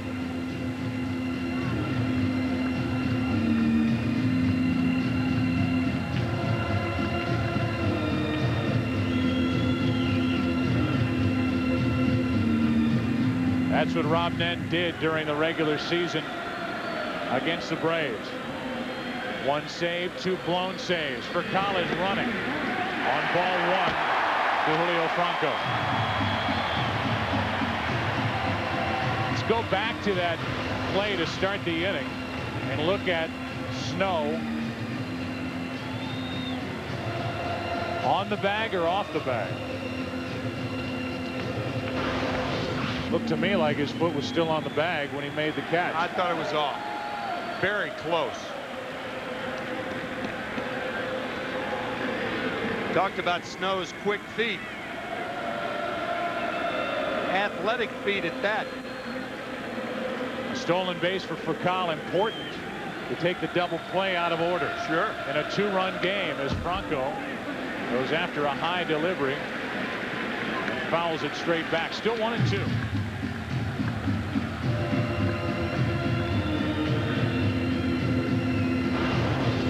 One more time. That angle, he looks a little bit off. Of course, with the naked eye, he looked way off, and then the replay made it appear to be a lot closer than I thought it was. A 1-2 pitch. Franco the opposite way for a base hit. Fakal is going to be held at third. He held himself as Ned Yost was waving him to the plate, and Fakal stopped. He may have stopped, not only because his run is no good. Franco's run, Franco will be pinch hit for. He may have missed third base. Robb Nen with a fastball inside out by Franco. And Fakal's run is no good anyway. He came awfully close to missing third. No place to go. Proper play is to stop at third. It doesn't matter whether he scores or not. Ultimately, for the Braves to win, he's got to score anyway. I'll tell you this, Fakal may have made the better decision there than Yost, because Yost was waving him home the entire way. That's a good point. And You're right. Fakal stopped, whether he missed third base or not. He stopped at third. You cannot run into an out at the plate down by 2 in the 9th with nobody out. No way.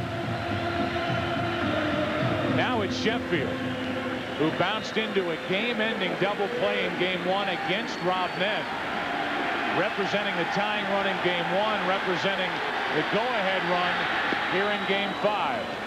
What a swing. Again, Santiago outside, and this slider stayed up in the hitting zone. Sheffield came unglued when he swung at that slider. Tying runs are on.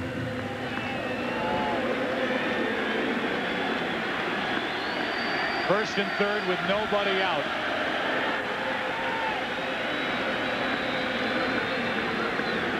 Sheffield, strike 2.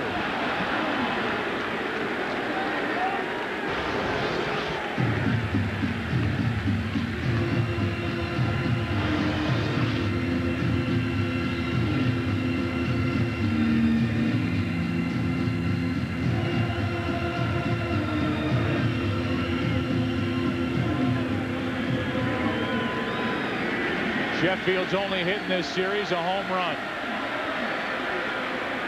0-2.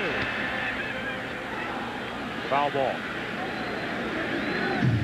I was wrong when I said that Bobby Cox would probably pinch run for John Franco. He can't. He only has Steve Torrealba and Wes Helms, Julio Franco at first base. Wes Helms will be the hitter should John Smoltz's place come up this inning. Smoltz inserted in that 6-hole.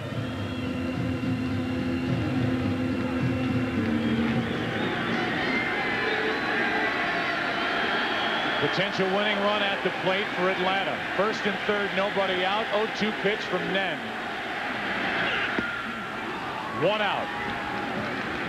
You can hear Nen grunt as he let that pitch go and flew it past Sheffield. And you may not be able to hear him grunt, but you know it was there.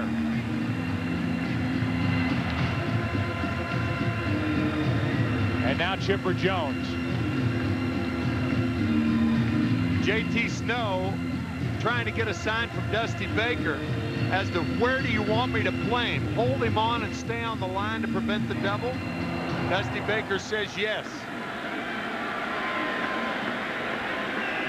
First and third with 1 out.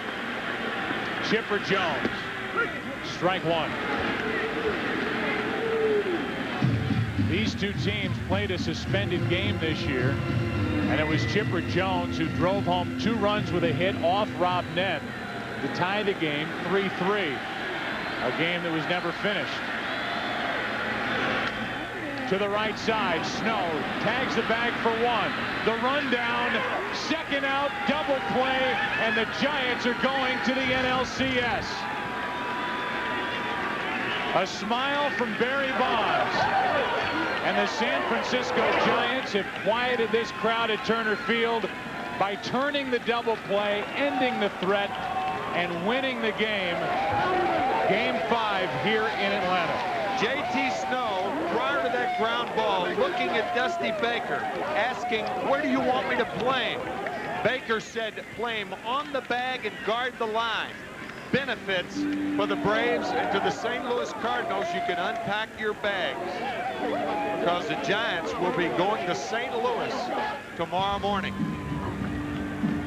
It was a tag play to finish the double play. Right now, they have not put up that second run on the board. Cal did not get to the plate before the tag was made, and all the Atlanta Braves can do is sit and wonder what's to come of this team for next season, while the San Francisco Giants, with Barry Bonds in the middle of the celebration and now walking away, they will now head to St. Louis for Game 1 of the National League Championship Series on Wednesday night. What an opportunity for the Braves. First and third, nobody out, and they fail to score. Robb Nen made it interesting. Aurelia ends up with a tag, the baseball, and now it belongs to Robb Nen as the Giants will move on to the NLCS. Let's go down to Buck Lanford. Buck? Thanks a lot, guys. Congratulations, Barry Bonds. A lot of accomplishments in your career, but now you won a postseason series. How do you feel right now? I feel pretty good right now. You know, the Braves have been my nemesis for years, so, you know, this is good for me. I've never been past the first round before, and, you know, it's not over yet. I want to win the World Series. This is just the beginning. It was a series where the momentum shifted several times. You guys must be tired. Are you feeling fatigue? Are you feeling relief? Are you ready to celebrate? We feel relief because Millwood, you know, the first time he pitched against us, he was so perfect. You know, he threw his curveball whenever he wanted to. He had that tight slider on us, and he was always ahead. And, you know, I was just a little bit more aggressive because, you know, during the course of the season, he has trouble with one pitch or the other. And, you know, I was like, I'm not going to let him get us in the hole again, and I'll take advantage of it. And, you know, they came at me. You know, they say they come at me more than anyone else. No, Colorado's the only team that comes at me more than any team in baseball. But I'm glad they motivated me on this one today. Barry, congratulations and thanks a lot. Let's send it back upstairs to Joe Buck. Buck Lanford, thanks for visiting with Barry Bonds, and our thanks to Barry for sticking around as the Giants will head in and celebrate, and a smile crawls across the face of Barry Bonds.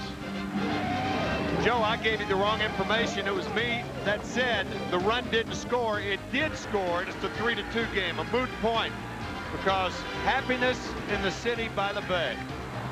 They put the run on the board. Now they've taken the run off the board. 3-1, 3-2. It's a win for the San Francisco Giants. We'll call it 3-1. That's the way it ends. And the Giants are moving on. St. Louis next on Wednesday night.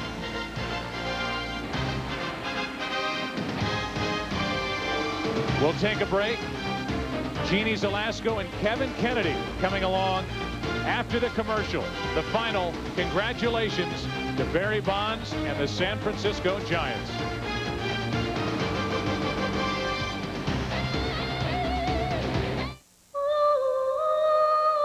The questions we take for granted.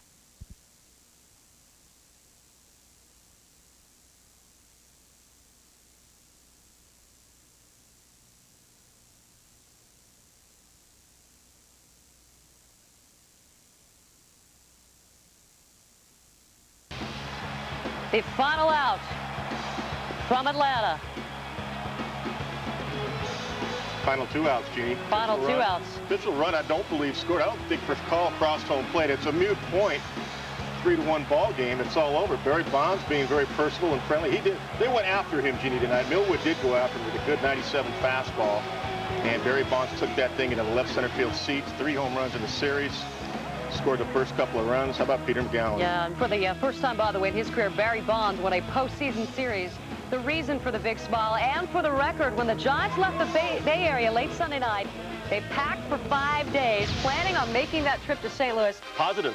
Good thing, Positive because that is exactly where they're headed, Kevin Kennedy. Hey, pretty good ball game, as we thought it would be. A lower scoring ball game. Ortiz pitched absolutely outstanding. The bullpen, again, for the Giants came through. They were number 2 in baseball, only to the Atlanta Braves. Millwood pitched great, but the 2 times they went after Bonds cost him. The base hit, he's ended up scoring the first inning, and a home run at left center field. So it's on to the NLCS? Well, this is pretty exciting, right? I mean, anytime you clinch a division series where you weren't supposed to win, this is a wild card team that goes to the NLCS, much like the Angels, a wild card team. The wild card good for baseball, Gene. And, of course, the Giants staving off elimination on a Sunday night. Dusty Baker telling everybody, I am not cursed. We will get this done. Well, and they blasted him for bringing in Manny Ibarra, leaving a lot of fans in the Bay Area blasted him, but yet Dusty stuck to his guns. He stuck to his guns with Levon Hernandez. You and I talked about that at the break, how Hernandez comes up big in the postseason. And Dusty went with the 4-man rotation. It paid off for him. Ironically, it was just 7 days ago that the last thing the Giants wanted to do was get on an airplane, fly all the way across the country to play in Atlanta, that one-game playoff, which was never meant to be, but on a Monday night. They finished it off, and they deserved it, no question about it. It's a rematch now of the '87 NLCS. Well, it really doesn't matter, but we'll go through this. The St. Louis won the series this season at 4-2. Renteria swinging a bat extremely well against the Giants. That's something to be considered right here. Jason Schmidt does not pitch well versus the Cardinals. Therefore, I think it might be this guy, Reeder. I'm going to try to spell this right here. Good for you. Reeder, 5-0 in St. Louis, lifetime. So I think Kurt's going to get that start. He only went 3 innings in his start. Barry Bonds only 2 at bats for the Cardinals versus the Cardinals this season. I don't know if they'll go after him, but if they do, watch out. He had 3 home runs in this divisionals. How about the Cinderella series right here? The Twins won 5-4 versus Angels. Again, throw that out the window. It doesn't matter now. A lot of stuff out tonight, Skip. Brad Radke, 11-4. Well, we've got some divisionals now some LCS is coming up that nobody picked. I'm telling you, no analyst picked it in baseball, and nobody could have picked this matchup right here, the Angels versus the Twins. And you might have picked one of these teams, but not both, to match up. The Angels, 263 average versus the Twins this season. Their 283 is not only the best in the American League, it's the best in Major League Baseball. Again, throw it out the window. Washburn, that might be of importance to me, 2-0 versus Minnesota, because Washburn is a lefty, and we know the Twins have strong left-handed lineups. So I think that's of concern. Washburn will pitch probably Game 3 of the series.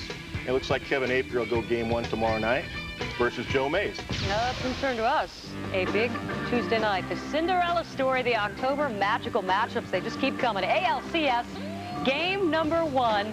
The Angels, a team aberration. I mean the Twins. That is tomorrow, 8 Eastern, 5 Pacific on Fox. Naughty. They're still alive. In many ways, more than one. And then Wednesday night, we're hanging tough. A wild Wednesday on Fox Sports. Both series are in action. One on your local Fox affiliate, 1 on your Fox Sports Net regional affiliate. You need to check out your local listings and get everything squared away here. But once again, congratulations to Barry. Hey, he performed when he had to. You got to give him credit. 3 home runs in this series, a big one off of Kevin Millwood.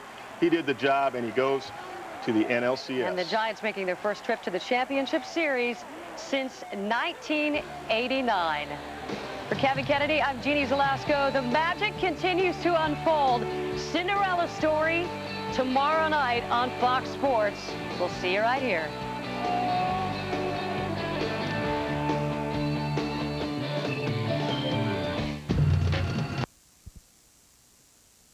We played good ball, you know. We had our chances. The first game late, they were leading 8-5, and you know, we had runners on just like tonight, and we had our 3, 4, 5 guys coming up to power the order, and you know, they pitched good, the Giants. Their bullpen pitched good, their starters pitched good, and doesn't always happen, a 3-run homer, 2-run homer to win it, and Nen pitched good. Go ahead.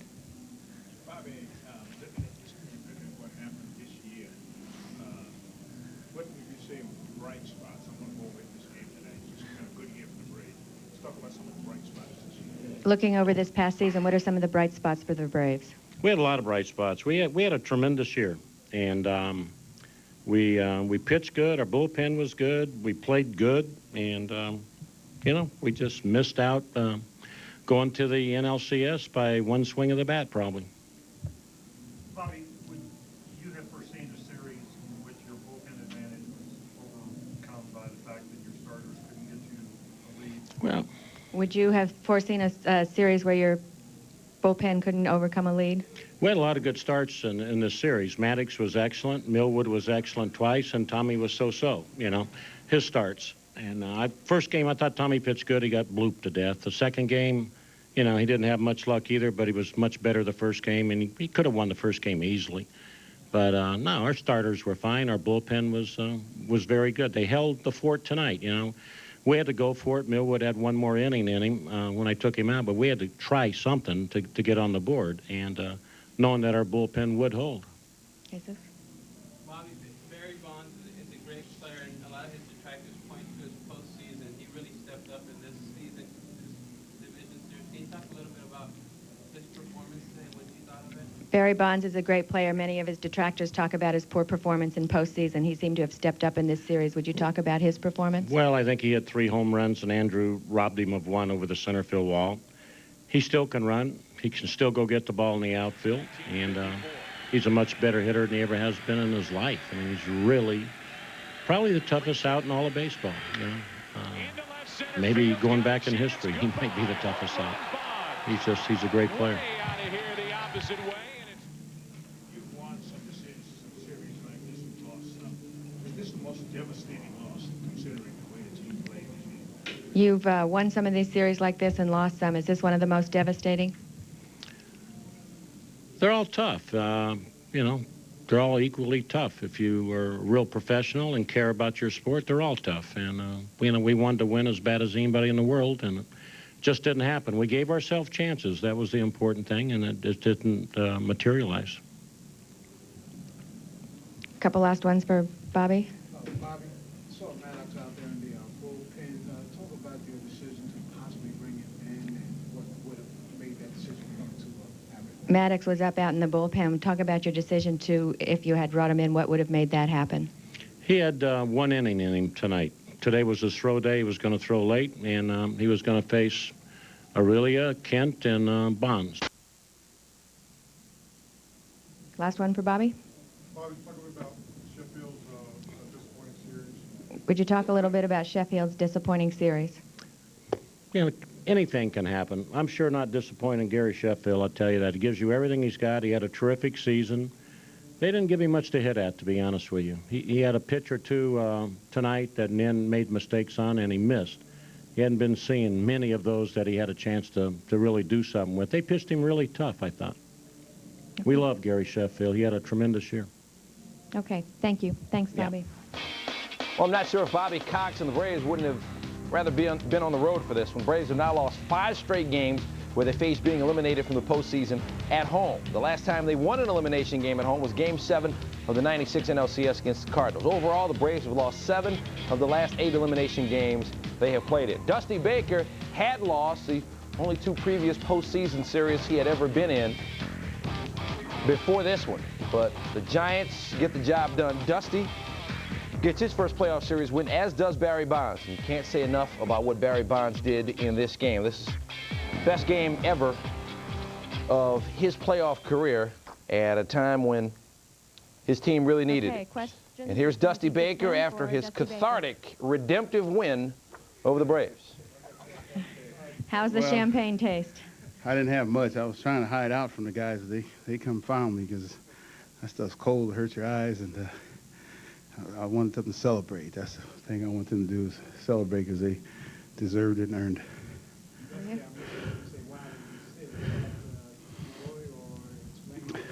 Well, Listening to you say wow as you sit, is that joy, or just explain the wow to us? Well, wow is wow, you know. It's joy, reinforces your belief and faith, and you know, in everything. And it's just I don't know, it's an unbelievable moment for us. It's a big step for our organization, for our team, for our city, because a lot of people didn't think we'd get by that first round. We've had trouble doing that first couple of times. So, boy, this is beautiful.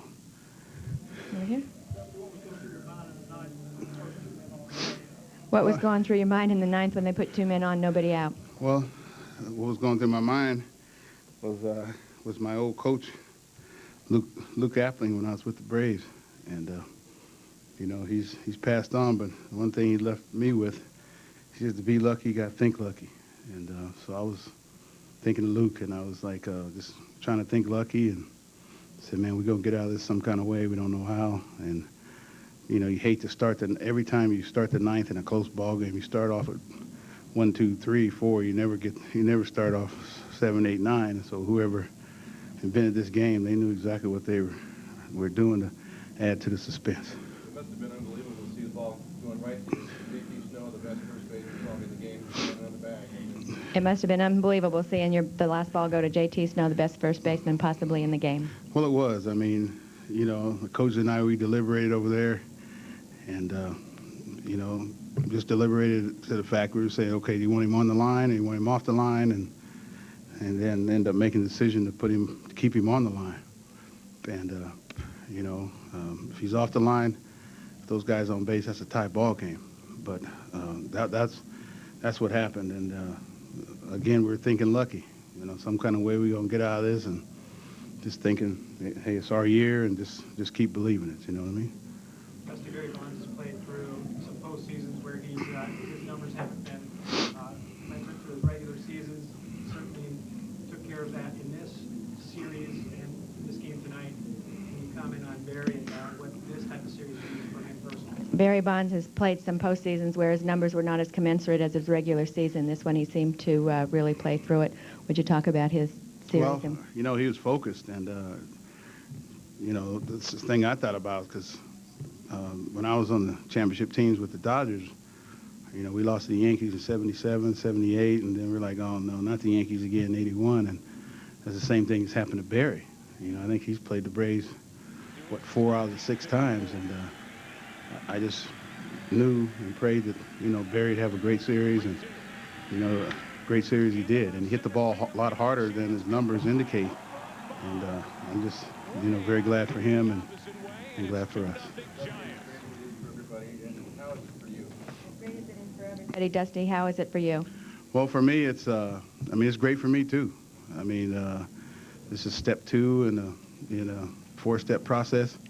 And, you know, we got 2 more steps. I mean, I'm very, very happy, but we realize we got, you know, 2 more steps to go, 2 giant steps to go.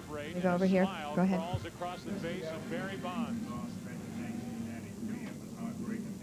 I know this is joy. Now, what does it mean to win this series? This gentleman was with you in 1993 when you lost, and that was heartbreaking. What does it mean to you to win this series now? Well, it means a lot, especially then. I wasn't pulling for the Braves then, because I said to myself, if the Braves start this roll here, this could be a tremendous roll that they were on, because they hadn't won. And with the young talent that they had, and you start winning, you start believing you can win. And at that time, I just said, man, these Braves could be tough for a long time. I didn't know it was going to be this long. And I mean, it's a great joy to, you know, to them to start in '93 for them, and a great joy for us to end it in 2002. Barry Bonds is also here, so we can take questions for him and let Dusty go after a couple more. Please. Barry Bonds, I remember doing the regular season a few years back. Can I go? You. All right, in the Giants' long franchise history, decisive games of series meant a sure bet loss for the Giants until Monday night. The Game 5 win in Atlanta marked the first time in 5 decisive game situations that the Giants came out on top. Now they look to take that momentum into the NLCS against the Cardinals. Here's Barry. I'm shocked, to be honest with you. I've seen a lot of celebrations by them, and they're a class act team. They got a class act organization. You know, that's why they've won as many championships as they've won and been the team that they've been over the decade. You know, but you play hard and you do the best you can, and, you know, you can't say enough for that organization, and, you know, I just feel good that I finally got past one round. Over here. Barry, you've always mentioned that, you know, it's great that you're getting all the individual accolades, but it's all about the team, the team, the team. And tonight being a big team win, clinching the series, kind of elaborate. You've always been grateful for all the individual accolades, but you've always said the emphasis should be on the team. This was a team effort. Would you comment on that? Oh, without a doubt. I think what, you know, Russ Ortiz did in this series is just phenomenal, and Levon came through, you know, big for us in elimination, and you know, I'll be happy once I win a World Series. Right now, you know, I'm just a little bit shocked because I've never been past the first round, and I don't know how to respond right now. I don't know, be happy or just sit here. Okay. Let me call on people, please. I'll get to you. Go ahead over here. Barry, as you mentioned, the Braves made an emphasis 10 years ago. You thinking of the night when they put those first 2 guys on, especially second base there, like Chico Lee, and then what was going through your mind with 2 men on, nobody out? The Braves have been your nemesis when they put 2 men on in the 9th. Was that going through your mind? No, I have never been a superstitious person, but you know, my son wears this shirt that I'm wearing underneath in San Francisco, and he said, you know, we've never lost a game when I wore this shirt, so I put the shirt on underneath my shirt, and, you know, all I was doing was just looking up in the sky and, you know, just saying, you know what, son, you're something else. And that's all I was thinking about. Over here. Exactly a year ago tonight, you hit your 73rd home run. How would you compare that night with this? Exactly a year ago tonight, you hit your 73rd home run. How would you compare that night to this one? You can't compare right now. The World Series is what it's about. It's going to come down to 2 teams in the World Series, and it's going to come down to 1 team that wins it. So, I mean, you can't compare right now.